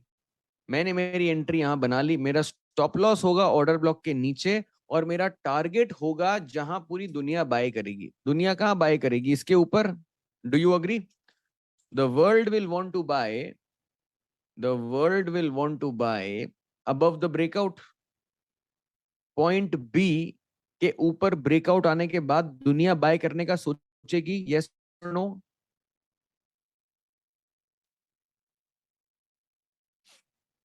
Yes. So I will buy and my target will be this. ये मेरा टारगेट हो गया बराबर। यहां मेरा टारगेट इस ब्रेकआउट के ऊपर क्यों है? क्योंकि यहां पर आएंगे बेवकूफ लोग बाय करने के लिए, जो मेरे को लिक्विडिटी देंगे बेचने की। ये कितने लोगों को समझ में आया?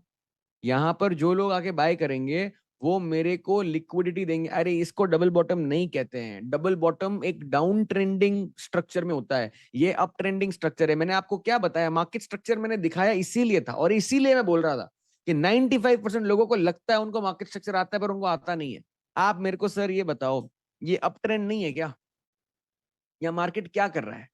आपने ये लो बनाया, higher low higher high, higher low higher high, तो जब तक ये हायर लो नहीं टूटा, क्या आप डाउन ट्रेंड में हो या आप अप ट्रेंड में हो? अभी किसी ने बोला फॉलिंग नाइफ को मत कैच करो। अरे sir, falling knife down trend में आता है, आपका तो ट्रेंड ही अप ट्रेंडिंग है ना। अरे सर, मैं आपको क्या बता रहा हूं, आपका अप ट्रेंड यही तो है। तो आप यही तो बाय कर रहे हो भाई, आप यही तो बाय कर रहे हो। मैं आपको बोल रहा हूं यहां पर आके बाय मत करो हो, क्योंकि ये होएगा। Are you understanding? इसीलिए मैंने बोला था ट्रेंड का अंडरस्टैंडिंग इंपॉर्टेंट है। ठीक है, इसीलिए मैंने आपको प्रीवियस हाई ब्रेक करने के बाद ही बोला। ठीक है, अब जैसे ही प्राइस यहां पर आई, आप देखोगे with in a matter of few days मेरा जो टारगेट है वो डेफिनेटली कंप्लीट हो गया है। वॉल्यूम ड्राइव तो आपको यहां दिख गई थी, और यहीं पर प्रिसाइसली ये रिजेक्शन क्यों आया है, ये किसको समझ में आ रहा है? प्रिसाइसली यहीं पर रिजेक्शन क्यों आ रहा है? क्योंकि यहां लिक्विडिटी है। दूसरी चीज, दूसरी चीज ये है, what if price continues upwards from point B? मेरे को एंट्री नहीं मिलेगी। ये stock one of the 50 stocks होगा बॉस, जो मैं ट्रैक कर रहा हूं। मेरे को थोड़ी फर्क पड़ता है, मेरे को एंट्री नहीं देगा, कोई और दे देगा। मेरे को क्या फर्क पड़ता है? Are you understanding? अरे ये बी के बाद फट गया ऊपर, कोई बात नहीं, कोई दूसरा स्टॉक दे देगा एंट्री। मैं तो तभी ट्रेड लूंगा ना जब मेरे सिस्टम ने मेरे को एंट्री दी है। मैं ऐसे थोड़ी एंट्री ले लूंगा। और अगर ये यहां से ऊपर देखो, एक चीज समझो, मार्केट के हर मूव को ट्रेड नहीं कर सकते आप। ये कितने लोग समझते हैं? Every move in the market is not tradable. आप वही चीज ट्रेड कर सकते हैं जो सिस्टमैटिकली आपके पास आए और जिसमें आप प्रॉपर रिस्क मैनेजमेंट के साथ एग्जीक्यूट कर पाओ। हम हजारों स्टॉक्स 20-20% के सर्किट मारते हैं, ऐसा थोड़ी कि आप ट्रेड कर सकते हो उनको। अच्छा, अब मैंने आपको एक चीज बताई थी कि जब भी डिस्प्लेसमेंट चालू हो रहा है, उसकी जो सबसे बड़ी कैंडल है ना, उसके एक कैंडल पहले की वॉल्यूम देख लेना। क्या आप सेम ऑब्जर्वेशन यहां कर पा रहे हो जो मैंने यहां करवाई थी आपको? क्या आप सेम ऑब्जर्वेशन कर पा रहे हो जो मैंने आपको यहां कराई थी? यस और नो?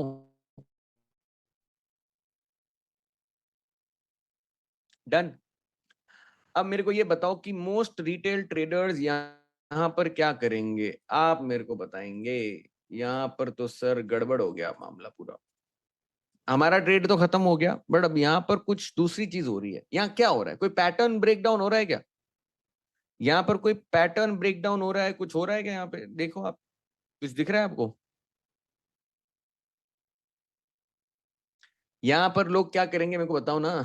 इधर क्या करेंगे लोग, ये बताओ, ये पॉइंट पर सेल करेंगे, सिमेट्रिकल ट्रायंगल, फलाना ढिमकाना। मैंने अब आपको एक और चीज बोली थी, जहां पूरी दुनिया बेचने को आए ना, मतलब वहां पे कुछ होने वाला है उल्टा। जो बहुत सिंपल सेल का ट्रेड हो ना, वहां कभी सेल मत करना।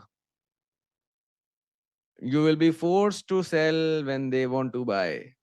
अभी ये बताइए सर कि आपके जिंदगी में एक नया डिस्प्लेसमेंट आया है कि नहीं आया है? ये बताओ। और अब मैं जूम आउट करूंगा। आपको याद है मैंने एक ब्रेकआउट की लाइन बनाई थी ऊपर? आपने बोला था सर ये ब्रेकआउट होगा तो बहुत तगड़ा ब्रेकआउट होगा। तो अब ये ब्रेकआउट हो रहा है इतनी बड़ी वॉल्यूम के साथ, बाय करूं? आप बताओ, इतना बड़ा ब्रेकआउट हो रहा है इतनी बड़ी वॉल्यूम के साथ, बाय करना चाहिए कि नहीं करना चाहिए? Too late. Very good. अब आप ये समझिए कि इतना बड़ा ब्रेकआउट इतनी बड़ी वॉल्यूम के साथ हो रहा है, पर मेरे को फर्क ही नहीं पड़ता है, क्योंकि मैंने तो यहाँ डिस्प्लेसमेंट प्रीवियस हाई ब्रेक हुआ, volume with big candle, yes no? आप बताएं, क्या आपको यहाँ पे एक नया डिस्प्लेसमेंट दिख रहा है? क्या मैं इसको ऑर्डर ब्लॉक मार्क कर सकता हूं आपकी इजाजत से? Can I mark this as an order block? अब मेरा काम है वेट करना, मैं यही अलर्ट डाल के वेट करूंगा कि प्राइस मेरे पास कब आएगा। अब आप मेरे को बता दीजिएगा प्राइस कब आया मेरे पास, क्या प्राइस यहां पर मेरे पास आ गया है, यस और नो? क्या प्राइस मेरे पास आ गया है? यस। दूसरी चीज, सेम चीज देखने को मिल रही है कि नहीं देखने को मिल रही है? वॉल्यूम ड्राई अप हो रहा है कि नहीं हो रहा है? तीसरी चीज, डिस्प्लेसमेंट से जस्ट पहले वाली candle, can you connect the dots? तो आपकी स्ट्रैटेजी में आपको सबसे पहले एक डिस्प्लेसमेंट आइडेंटिफाई करना है, डिस्प्लेसमेंट के बाद ऑर्डर ब्लॉक आइडेंटिफाई करना है, और तीसरा एक अलर्ट सेट करके वेट करना है कि प्राइस आपके ऑर्डर ब्लॉक में कब आएगा। ठीक है। अब यहां पर क्या आपकी एंट्री बनती है आपके सिस्टम के हिसाब से कि ऑर्डर ब्लॉक में तो प्राइस सर आ गया है, अब यहां पर मैं ट्रेड ले लेता हूं, स्टॉप लॉस रखूंगा ऑर्डर ब्लॉक के नीचे और टारगेट रखूंगा मेरे पिछले हाई के ऊपर, बराबर? या मेरा टारगेट होना चाहिए ना, ये मेरा टारगेट होगा। अब अगली 4 कैंडल में आपके सामने है जो हो रहा है। पहली चीज, आप वहां पर बेच रहे हो जहां सबसे ज्यादा वॉल्यूम है, पहली चीज। दूसरी चीज, इस डिस्प्लेसमेंट में इस बड़ी कैंडल से जस्ट पहले वाली कैंडल की वॉल्यूम देखोगे, can you connect the dots? Can you connect the dots? पांचवी बार,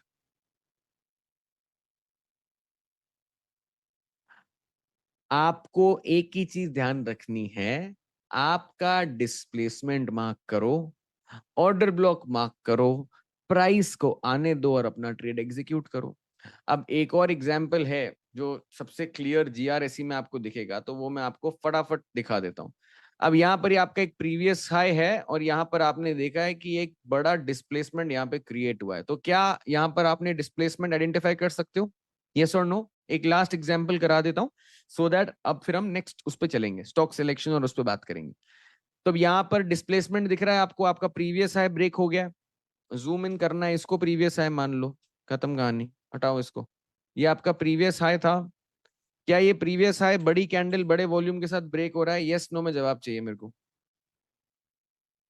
ठीक है, ब्रेक हो गया। अब body of the last red candle तो यही है, body of the last big body red candle ये है, तो ये मेरा ऑर्डर ब्लॉक हो गया, this orange box is my order block, yes और नो? अब अगर प्राइस मेरे ऑर्डर ब्लॉक में आ जाए, जो कि यहां पर आ गया है, क्या मुझे ऑर्डर एग्जीक्यूट करना चाहिए? और अब वॉल्यूम ड्राई अप दिख रहा है, how many of you can see volume dry up? और अब एक और चीज बताऊं, इससे पहले वाले डिस्प्लेसमेंट की कैंडल ये थी, इसके पहले वाली कैंडल की वॉल्यूम देखो, कुछ आ रहा है समझ में? कुछ जा रहा है दिमाग में कि हो क्या रहा है? राइट है, यस। इफ यू अंडरस्टूड मैं ये क्या बोल रहा हूं, सेम ऑब्जर्वेशन। ठीक है। अब यहां पर प्राइस आ गया है, मेरी एंट्री ट्रिगर हो गई है, मेरा स्टॉप लॉस इस ऑर्डर ब्लॉक के जस्ट नीचे होगा और मेरा टारगेट कहां पे होगा, इस हाई के ऊपर। यही सेम प्रोसेस फॉलो कर रहे हैं पिछले तीनों बार, इस बार भी सेम प्रोसेस फॉलो कर रहे हैं, बराबर? करेक्ट। अब यहां पर क्या हुआ है वो देखकर थोड़ा तो आप सरप्राइज हो ही जाओगे, क्योंकि उस पॉइंट के बाद प्राइस ने 200% का मूव क्रिएट किया है। अब टेक्निकली तो आपका ट्रेड ये है, बट फॉर ऑब्वियस रीजंस आप इतना बड़ा मूव कैप्चर नहीं कर पाओगे। आप यहीं तक अगर मूव कैप्चर करोगे तो भी आपका काम पूरा हो गया है। एक्चुअल मूव जो आपको दिख रहा है वो ये है। तो अब आप ये बताओ कि क्या को इंसिडेंटली यहीं पर अपन ने बाइंग करी कि यहाँ कुछ और हो रहा है गेम? आप मेरे को बताएंगे, यस और नो? और अब एक और चीज बता देता हूं, इस डिस्प्लेसमेंट की सबसे पहली बड़ी कैंडल कौन सी है? ये वाली है, हाँ या ना? इस डिस्प्लेसमेंट की सबसे बड़ी कैंडल ये है। उसके जस्ट पहले वाले कैंडल की वॉल्यूम देखोगे, ये वॉल्यूम दिख रहा है। अभी किसको समझ में आ रहा है कि वॉल्यूम ड्राई अप पे बाय करना चाहिए कि वॉल्यूम आने के बाद बाय करना चाहिए? ये आप मेरे को आप बताएंगे। वॉल्यूम ड्राई अप पे बाय करना चाहिए कि वॉल्यूम आने के बाद? कर दिया प्रूफ। एक और एग्जांपल देख लो, गॉडफ्रे फिलिप्स का देख लो। यहाँ डिस्प्लेसमेंट किसको दिख रहा है? ये डिस्प्लेसमेंट इजीली आइडेंटिफाई कर पा रहे हो? ये डिस्प्लेसमेंट, ये आपका प्रीवियस हाई है, इसको पीएच मार्क कर दो, प्रीवियस हाई। ये डिस्प्लेसमेंट हुआ। ये आपका body of big body last red candle जो है ये है। प्राइस यहां पर आया और प्राइस ने यहां से रिएक्शन दे दिया। अब अगर आप इस, कुछ लोग इसको भी मानना चाहेंगे कि सर इसको मेरे को मार्क करना है, तो आप इसको भी कर सकते हो, सेम चीज हो रही है। अब यहाँ पर किसको एक और ऑर्डर ब्लॉक दिख रहा है? यस लिख दो प्लीज। यहाँ पर किसको एक और डिस्प्लेसमेंट पहले दिख रहा है? आप यस लिख दो चैट बॉक्स में, ताकि मेरे को समझ में आ जाए कि आप लोग को स्ट्रैटेजी समझ में आ गई। ये आपका ऑर्डर ब्लॉक होगा, body of the last red candle. अब यहां पर प्राइस आई, मेरी एंट्री बनती है, वॉल्यूम ड्राई अप हो रहा है, मेरी एंट्री बनती है, राइट? तो मैंने अपनी एंट्री बना ली। यहाँ पर लेट से मैंने मेरी एंट्री, फॉर एग्जांपल लेट से इधर बना ली मेरी एंट्री, ठीक है। मेरा स्टॉप लॉस जो है वो स्टॉप ऑर्डर ब्लॉक के नीचे, और मेरा जो टारगेट है वो 1:3 का मैं टारगेट लेके चलूंगा। अब प्राइस ने मेरी एंट्री के बाद मूवमेंट तो क्रिएट किया, बट उसके बाद प्राइस ऑलमोस्ट स्टॉप लॉस के थोड़ा करीब आया। पर क्या मेरा स्टॉप लॉस हिट हुआ है? क्या मेरा स्टॉप लॉस हिट हुआ है? प्राइस मेरे स्टॉप लॉस के करीब है। 3886 मेरा स्टॉप लॉस है, 3986 पे प्राइस है। 100 रुपए का अभी भी फर्क है।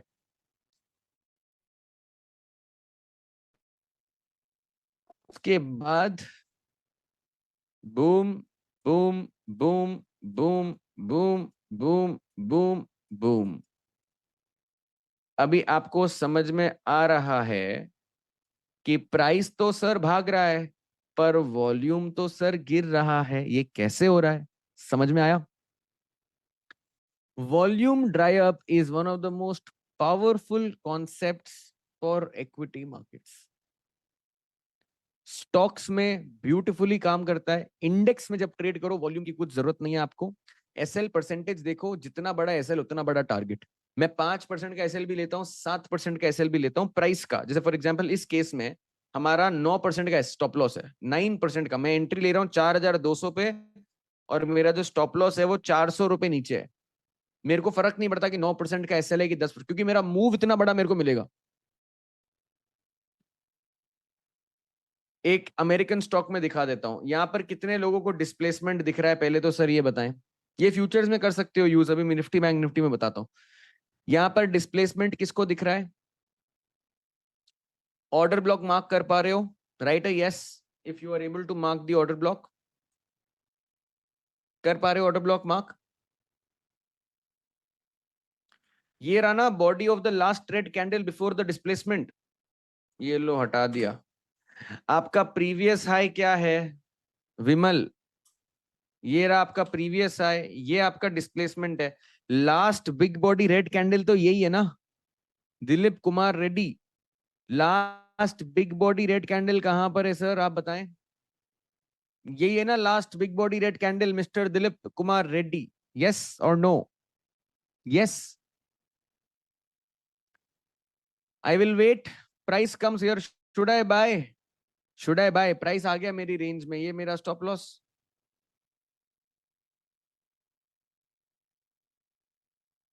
Done and dusted. समझ में आया? ये सुनो, मिंडा कॉप, ये दिख रहा है आपको ट्रेड? ये ट्रेड किसको समझ में आ रहा है? मैं कुछ नहीं बोलूंगा, Vikrant, I can see your messages, मेरे को दिख रहे हैं। अरे ये लो भाई, वॉल्यूम ड्राई अप ये रहा। और मैंने आपको क्या बोला, वॉल्यूम ड्राई अप मेरे लिए एक प्रायोरिटी है। जरूरी नहीं है कि हर बार मेरा वॉल्यूम ड्राई अप इसी तरीके से होगा, समझ रहे हो? जैसे टेस्ला है, तो टेस्ला में भी अगर आप देखोगे ना, तो यहाँ पर टेस्ला में वॉल्यूम ड्राई अप हुआ है, नो डाउट। इतना इतना ज्यादा नहीं हुआ है जितना आप सोच रहे हो, क्योंकि टेस्ला अमेरिका का टॉप 5 स्टॉक्स में से एक है। समझ रहे हो? रिलायंस में आपको इतना इजीली वॉल्यूम ड्राइव नहीं दिखेगा जितना दूसरे स्टॉक्स में दिखेगा। समझ में आ रहा है आप लोगों को? यार मिंडा कॉप में जितना इजीली दिखेगा ना, उतना रिलायंस में नहीं दिखेगा। समझ में आया? और index, gold, bank Nifty, Nifty के लिए वॉल्यूम ड्राइव की जरूरत भी नहीं है। अभी मैं बताता हूँ कैसे। तो ये दिख गया आप लोगों को, ये trade can I have a yes? अगर आपको ये ट्रेड समझ में आ गया कि ये मिंडा कॉप का ट्रेड क्या है, यहाँ आपकी एंट्री बनती है, आपका स्टॉप लॉस ये रहा। आप आराम से अपने टारगेट को एम करो। 4 से 5 दिन में 18% का मूव है। अंडरस्टूड? ठीक है, ओके। नेक्स्ट, अब आते हैं नेक्स्ट चीज पर। ठीक है, ये हो गया। अब इसमें हम शॉर्ट साइड का ट्रेड कैसे करें? मनीष देखो, बहुत सारे डाउट्स आ रहे हैं। मैं एक बार मेरे को कंप्लीट करने दो, मैं सारे डाउट्स आपके सॉल्व करूंगा। ठीक है? 1 डे चार्ट पर करोगे तो प्रोबेबिलिटी ऑफ विन सबसे हाईएस्ट रहेगी, टेंशन सबसे कम रहेगा। इंट्राडे में दिमाग लगाओगे तो उतना इफेक्टिव रिजल्ट नहीं आता, क्योंकि क्या होता है, इंट्राडे का मतलब ही है आप टाइम एक कंस्ट्रेंट को ऐड कर रहे हो। यार मैंने आपको बोला मैं आपका एक एग्जाम लूंगा, वो एग्जाम में मैं आपको एक एग्जाम में 3 घंटे दे रहा हूँ, और एक एग्जाम में बोल रहा हूँ कि यार आपके पास कोई टाइम लिमिट नहीं है, आपको जब मर्जी सबमिट करना है कर दो। और एक एग्जाम में बोल रहा हूँ 3 घंटे में करो। आप मेरे को बताओ आपके रिजल्ट्स बेटर किस में आएंगे? दोनों केसेस में ओपन एंडेड पेपर है, तो कहीं से कॉपी पेस्ट चीटिंग नहीं कर सकते। एक जगह मैं आपको 3 घंटे दे रहा हूँ, टाइम का कंस्ट्रेंट डाल दिया तो प्रेशर आएगा ना। टाइम का कंस्ट्रेंट अगर मैंने डाल दिया तो आपका प्रेशर आएगा, क्योंकि यार मैंने आपको क्या बताया, मेरे को पता है प्राइस ए से बी तक जाएगा जाएगा, और इसकी 75% प्रोबेबिलिटी है। अब ये ए से बी 5 घंटे में नहीं गया तो मेरी गलती थोड़ी है। आप में से कितने लोगों को समझ में आ रहा है? इंट्राडे मतलब ए से बी भी जाएगा प्राइस, और इतने टाइम में ही जाएगा। मेरे को उतना कॉम्प्लिकेट करना ही नहीं है, आप इंट्राडे में कर सकते हो। मैं भी आपको निफ्टी बैंक निफ्टी में दिखा देता हूं। मैं आप लोगों के लिए इंट्राडे रेकमेंड नहीं कर रहा। इंट्राडे में भी ट्रेड कर सकते हो, इंट्राडे में भी सेम चीज फॉलो कर सकते हो। आप लोग में से समझ में आ रहा है कि मैं इंट्राडे के लिए क्यों मना कर रहा हूं? क्योंकि आप एक कंस्ट्रेंट डाल दोगे। पहले आप 1 डे टाइम फ्रेम में पैसा तो बनाओ 12% महीने का, फिर आओ ना इंट्राडे में, फिर आओ ना फ्यूचर्स में, फिर आओ ना उसमें। विनीत, अलर्ट वलर्ट कैसे देना है, क्या करना है, मैं सब एंड में बताऊंगा। अच्छा, ये आ गया समझ में? अब पहले मैं निफ्टी का बता देता हूँ, फिर मैं एक ब्रिटानिया का एग्जांपल आपको बता देता हूँ कि इसको रियल टाइम एग्जीक्यूशन कैसे होता है इसका, तो वो भी मैं आपको समझा देता हूँ। निफ्टी पे आ जाओ। अब निफ्टी बैंक निफ्टी में जैसा मैंने बोला, मेरे को लिटरली वॉल्यूम की एज सच जरूरत नहीं होती। ठीक है, तो मैं वॉल्यूम हटा देता हूँ, क्योंकि मैं ये लार्ज इट्स इंडेक्स, तो इंडेक्स में और गोल्ड सिल्वर में मैं ज्यादा वॉल्यूम पे एम्फेसिस नहीं, प्योर प्राइस एक्शन पे एम्फेसिस करता हूँ। अब यहाँ पर देखो, आपके सामने एक डिस्प्लेसमेंट है या नहीं है? पहले तो आप में ये मेरे को बताओ। गोल्ड में भी दिखा देता हूँ सर जी, कोई प्रॉब्लम नहीं है। यहाँ पर body of last big body red candle ये है, ये आपकी last big body red candle है, तो ये आपका ऑर्डर ब्लॉक है। ठीक है, प्राइस यहाँ पर आया only to move higher from here. ये समझ में आया? अच्छा, चलो इससे थोड़ा इजियर एग्जांपल और बता देता हूं तो आपको आइडिया लग जाएगा। ठीक है, अब मेरे को ये बताओ, क्या ये प्रीवियस लो को ब्रेक कर रहा है बहुत तेजी से? ये उल्टा एग्जांपल है, शॉर्ट साइड का है। क्या ये प्रीवियस लो को तेजी से ब्रेक कर रहा है? अब पहले मैंने बोला body of the last red candle, तो शॉर्ट साइड में उल्टा नहीं होगा? Body of the last green candle नहीं लेना चाहिए मेरे को? आप बताओ। शॉर्ट साइड में कर रहा हूं तो body of the last green candle हो गया ना। तो मैं वेट करूंगा, प्राइस को आने दो मेरे पास। प्राइस आ गया मेरे पास, अब मैं मेरी शॉर्ट की पोजीशन बनाऊंगा। प्राइस मेरे पास आया, मैंने शॉर्ट की पोजीशन बना ली, ये मेरी क्लोजिंग हो गई, ये मेरा शॉर्ट का पोजीशन। अब मैंने आपको बताया मैं ऑर्डर ब्लॉक के ऊपर टारगेट रखूंगा, और जो लास्ट लो है इसके नीचे मेरा टारगेट। यही पहले किया था हमने, यस और नो? थोड़ा एनर्जी लाओ यार, मैं 2 घंटे से बोल रहा हूँ, मेरे में ज्यादा एनर्जी यस भी लिख नहीं सकते आप लोग। ठीक है, just kidding kidding kidding kidding. ठीक है, तो ये मेरा ट्रेड है, so I will wait. Price comes down, price goes back up, मेरा तो स्टॉप लॉस नहीं ट्रिगर हुआ है तो मेरे को कोई प्रॉब्लम नहीं है, and finally price comes and takes my target, yes और नो। अब आप मेरे को बताओ क्या मेरा टारगेट अचीव हुआ है? मैंने सिस्टम में कुछ भी चेंज किया है? मैंने सिस्टम में कुछ भी चेंज किया है क्या? नहीं किया है। अब आपको दिक्कत बताता हूँ क्या है। ऑप्शन बाय करोगे ना तो यहां पर तो बहुत खुश होगे, फिर सोचोगे टारगेट पर ही एग्जिट करूंगा, ये जैसे ही आएगा ऑप्शन आपकी बैंड बजा देगा। ये कितने लोग समझ रहे हैं? यहां तक तो आपसे खुश कोई इंसान नहीं है, आप नाच रहे होगे, मजा आ गया आज तो सर, आज तो फुल डबल पैसा। और जैसे ही ये होगा आपकी प्रीमियम आपकी ऐसी की तैसी कर देगी, और फिर आप डर के मारे यहाँ निकल जाओगे, और फिर मूव आ जाएगा, फिर आप बोलोगे अरे यार ये क्या हो गया। तो फ्यूचर में ट्रेड करना है, फ्यूचर में करो, कोई प्रॉब्लम नहीं है। और अब आपको मैजिक दिखाऊं, एक मैजिक। आप में से कितने लोगों ने ये देखा है कि यार यहां भी तो एक मूवमेंट आ रहा है बड़ा सा, यहां पर भी तो एक डिस्प्लेसमेंट प्राइस का हुआ है, जो इधर से स्टार्ट हो रहा है इस एरिया से, तो प्राइस एक्चुअल में एक एरिया ऑफ डिमांड पर आ गया है। और वो एरिया ऑफ डिमांड, सॉरी, ये जो लास्ट आपका body of the last red candle यहाँ पर जो है, ये पूरा एरिया ही बेसिकली आपका डिमांड है।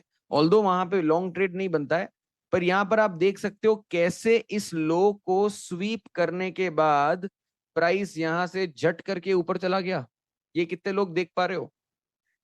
आपका टारगेट इस यही लो क्यों था, समझ में आ रहा है कि नहीं आ रहा है? आ रहा है तो बहुत बढ़िया बात है, अच्छा लगा सुन के। ठीक है, अब सिमिलरली आप यहां भी कर सकते हो यार। ये रहा आपका displacement, body of big body last red candle कौन सी है आपकी? ये big body last red candle है। ठीक है, ये आपका ऑर्डर ब्लॉक, जो मर्जी है करना है करो। किसको समझ में आ रहा है यस नो लिख दो। अब जब बड़े गैप अप गैप डाउन होते हैं तो मैं इंडेक्स में तो ये ट्रेड करता ही नहीं हूँ, क्योंकि बड़े गैप अप गैप डाउन में बहुत ज्यादा रिस्क होता है ट्रेड का, राइट। ये लो निफ्टी का एक और ट्रेड सिंपल सा है, ये रहा आपका डिस्प्लेसमेंट। अब इसको 5 मिनट के टाइम फ्रेम पे जाओगे तो और क्लियर दिखेगा, ये रही body of the last red candle, ये रहा आपका पूरा सीन। यहाँ पर आपकी कैंडल आ गई, आप कर लो एंट्री, ये रहा आपका स्टॉप लॉस, 90 पॉइंट का स्टॉप लॉस रखो, 1:3 का टारगेट रखो, जय हिंद, और आपका हो गया target achieve. How many of your understanding की स्ट्रेटेजी तो तोड़फोड़ है, बहुत ज्यादा कुछ करने की जरूरत नहीं है। You just have to know and identify करना जानना चाहिए आपको। ठीक है, अब गोल्ड में चलो मैं दो एग्जांपल दे देता हूँ, एक ब्रिटानिया का दे देता हूँ, एक गोल्ड का दे देता हूँ। ठीक है, और फिर बताता हूँ स्टॉक सिलेक्शन कैसे करना है। अभी ब्रिटानिया में ऑर्डर ब्लॉक किसको दिख रहा है? Body of the last red candle. अब मैं थोड़ा सा फास्ट फॉरवर्ड करूंगा, ठीक है। ये body of the last red candle, ये आपका ऑर्डर ब्लॉक है, प्राइस यहाँ पर आया, आपकी एंट्री जो है एग्जीक्यूट यहाँ पर हो जानी चाहिए। अब डेट क्या दिख रही है आपको?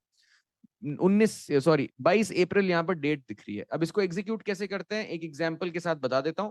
तो आपने देखा कि 22 अप्रैल को ब्रिटानिया में यहाँ पर हम एक चीज कर रहे हैं, तो मैं क्या करा, मैंने अपने सर्वर पे गया और मैं यहाँ पर जो है आपको यही सेम ब्रिटानिया का ट्रेड दिखाता हूँ कि किस तरीके से एग्जीक्यूट हुआ है। ठीक है, यहाँ मैं ब्रिटानिया पे गया and I will go directly to the trade. अब मैं यहाँ पर आप देख सकते हो कि मैं इधर आ गया हूँ। यहाँ पर 22 अप्रैल जो है आपकी डेट है, ब्रिटानिया में लॉन्ग पोजीशन बनाई हुई है। कहाँ बनाई है यहाँ देख सकते हो, ये आपका चार्ट है। 22 अप्रैल में लॉन्ग पोजीशन ब्रिटानिया की बनाई गई है। क्यों बनाई है? क्योंकि ब्रिटानिया ऑर्डर ब्लॉक पे था। तो पहला एग्जाम्पल तो ये हो गया। दूसरा, ब्रिटानिया ऊपर जा रहा है और साथ साथ में टाटा टेक्नोलॉजीज में भी सेम सेटअप मिल गया। अब टाटा टेक्नोलॉजीज में किसको सेटअप दिख रहा है, यस या नो में जवाब दे दो। सेम सेटअप टाटा टेक में है, बड़ा वॉल्यूम, बड़ा डिस्प्लेसमेंट, ये आपका body of the last red candle. आने दो, तो टाटा टेक में भी पोजीशन बना ली, ब्रिटानिया में पोजीशन बना ली, सी अपने को लेकर आनी है, ये अपना जो है ऑब्जेक्टिव है। और अगर आपके 5-4 ट्रेड गलत भी हो जाए, यहाँ देख सकते हो छोटे छोटे ट्रेड्स गलत है, पर एक जो ट्रेड चल गया उसमें इतना बड़ा जो मूव है वो आप क्रिएट कर रहे हो, तो that is something that matters, ये आपको end of the day matter करेगी। अब यहाँ पर आप देख सकते हो रिसेंट जो अक्टूबर मंथ के रिटर्न्स है, इसी स्ट्रैटेजी को यूज करके मेंबर्स ने क्या किया है, यहाँ पर आप देख सकते हो टाटा मोटर्स प्रॉफिट। तो यहाँ पर आप देख सकते हो टाटा मोटर्स में उन्होंने ट्रेड लिया है, यहाँ पर किसी ने कोटक महिंद्रा बैंक में एक ट्रेड लिया है। यहाँ पर सेम स्ट्रैटेजी को कोई क्रूड ऑयल में भी यूज कर रहा है, वो कॉल ऑप्शन ट्रेड कर रहे थे। यहाँ पर पीएनएल रिपोर्ट देखिए, तो आप पीएनएल रिपोर्ट देख के स्टैब्लिश कर सकते हैं कि जनवरी से लेकर अक्टूबर तक इनका क्या टाइप का जर्नी रहा है, कंसिस्टेंटली प्रॉफिटेबल रहे हैं। यहाँ पर एक और ट्रेडर है जिन्होंने अपना PNL for the day share किया है। यहाँ एलटीआईएम का मैंने भी आपको एग्जाम्पल एग्जांपल दिया था, तो LTIM में उन्होंने कॉल्स और फ्यूचर्स लिए प्रोटेक्शन के साथ, जो प्रोटेक्शन लेग हम बोलते हैं। कुछ लोग इसको बैंक निफ्टी में यूज करते हैं, उन लोगों के जो स्टेटिस्टिक्स है वो आप देख सकते हो यहाँ पर। जिन लोगों ने उन स्टॉक्स में इन्वेस्ट किया है, तो आप खुद देख सकते हो उनका PNL किस तरीके से, जो जितने भी रिकमेंडेशंस दिए, मैंने आपको जितने भी शक्ति शुगर का एग्जांपल दिया, बाकी जो एग्जांपल्स दिए, तो उसमें किस तरीके से उनके रिटर्न्स किस तरीके से वेरी करते हैं वो भी आप यहाँ पर देख सकते हो। यहाँ पर एक और मेंबर का PNL है जो आप देख सकते हो, 53,000 का जो है PNL है। कुछ लोगों ने जस्ट इनिशियली स्टार्ट करा है, तो छोटे इन्वेस्टमेंट के साथ उन्होंने अपनी जर्नी जो है वो स्टार्ट करी है। यहाँ पर आप कंसिस्टेंसी बाकी मेंबर्स की देख सकते हैं, जो लोग एक्सपीरियंस्ड है, काफी टाइम से ट्रेड करे, तो अक्टूबर में देखिए कंप्लीटली कंसिस्टेंटली इन्होंने अपने जो है रिटर्न्स बनाए इवन आफ्टर मार्केट वॉलिटिलिटी, तो काफी अच्छा काम किया है। यहाँ पर भी आप देख सकते हो, इधर जो है इन ट्रेडर का भी देख सकते हो कि अगस्त 28, 29 और 30 का जो उन्होंने डेटा शेयर किया है, ये 3 महीने का PNL है इस पर्टिकुलर ट्रेडर का, अगस्त सितंबर अक्टूबर। तो आप फिर देख सकते हो कि कंसिस्टेंसी और रिस्क मैनेजमेंट हर तरीके से फॉलो किया गया है। ये जुलाई सेकंड बैच के जो है मेंबर है, और आप देख सकते हो जुलाई में इन्होंने ज्वाइन करा, 440 रुपए तक का मात्र PNL था, और उसके बाद जो उनकी जर्नी ट्रांसफॉर्म हुई है, यहीं से देख सकते हो जुलाई से लेकर अक्टूबर कंसिस्टेंटली प्रॉफिटेबल मिस्टर राजन। यहाँ पर आप मिस्टर मनीष है, उनका 3 लाख का कैपिटल है, 67,000, 20% के आसपास जो है लिस्ट देने वाला हूं, जो कुछ ऐसी दिखेगी। अभी आपको मेरी स्क्रीन दिख रही होगी, तो यहाँ पर मैंने कुछ ऑल स्टॉक्स की लिस्ट क्रिएट करी हुई है। तो आपको स्टॉक सिलेक्शन कैसे करना है कि आपको जो है ये सारी सेक्टर वाइज वॉच लिस्ट में दूंगा। ये सेक्टर वाइज वॉच लिस्ट में 1 डे टाइम फ्रेम में आपको मैनुअल स्कैन करने हैं इन स्टॉक्स को। कोई स्क्रीनर या स्कैनर आपकी मदद नहीं कर सकता, क्योंकि स्क्रीनर्स और स्कैनर्स जो हैं वो प्राइस मूव होने के बाद आपको बताते हैं। How many of you agree? Screener scanner price move होने के बाद बता देंगे कि ये स्टॉक मूव हो गया है, मेरे को कोई मतलब नहीं उससे। मेरे को कल कौन सा स्टॉक सर्किट मारेगा वो आज पता होना चाहिए। तो स्क्रीनिंग मेरे को मैनुअल करनी है, और इसी जगह पे स्टॉकविज आपकी मदद करता है इन स्टॉक्स को निकालने के लिए। हमारी टेक्नोलॉजी वहां पर आपको मदद करती है। तो ये अगर आप खुद करना चाहें तो मैं आपको वैसे भी लिस्ट दे रहा हूं, ये लिस्ट आप डाउनलोड कर लीजिए। 1 डे टाइम फ्रेम में आपको स्काउटिंग करनी है, ठीक है? पहली चीज तो ये। दूसरी चीज, अब आपको कुछ जगह पे स्क्रीनशॉट्स लेने का मैं बोलूंगा, वो स्क्रीनशॉट्स आप लीजिए। सबसे पहले आप इस चीज का स्क्रीनशॉट ले लीजिए। स्टॉक की लिस्ट व्हाट्सएप पे आएगी आपको, मैं अभी आपको ब्रॉडकास्ट करवा दूंगा। सबसे पहले आप लिक्विडिटी का स्क्रीनशॉट ले लीजिए। Once it is done, please write a yes in the chat. अगर आपका हो गया है, ये स्क्रीनशॉट ले लिया है तो जस्ट राइट अ यस, ठीक है?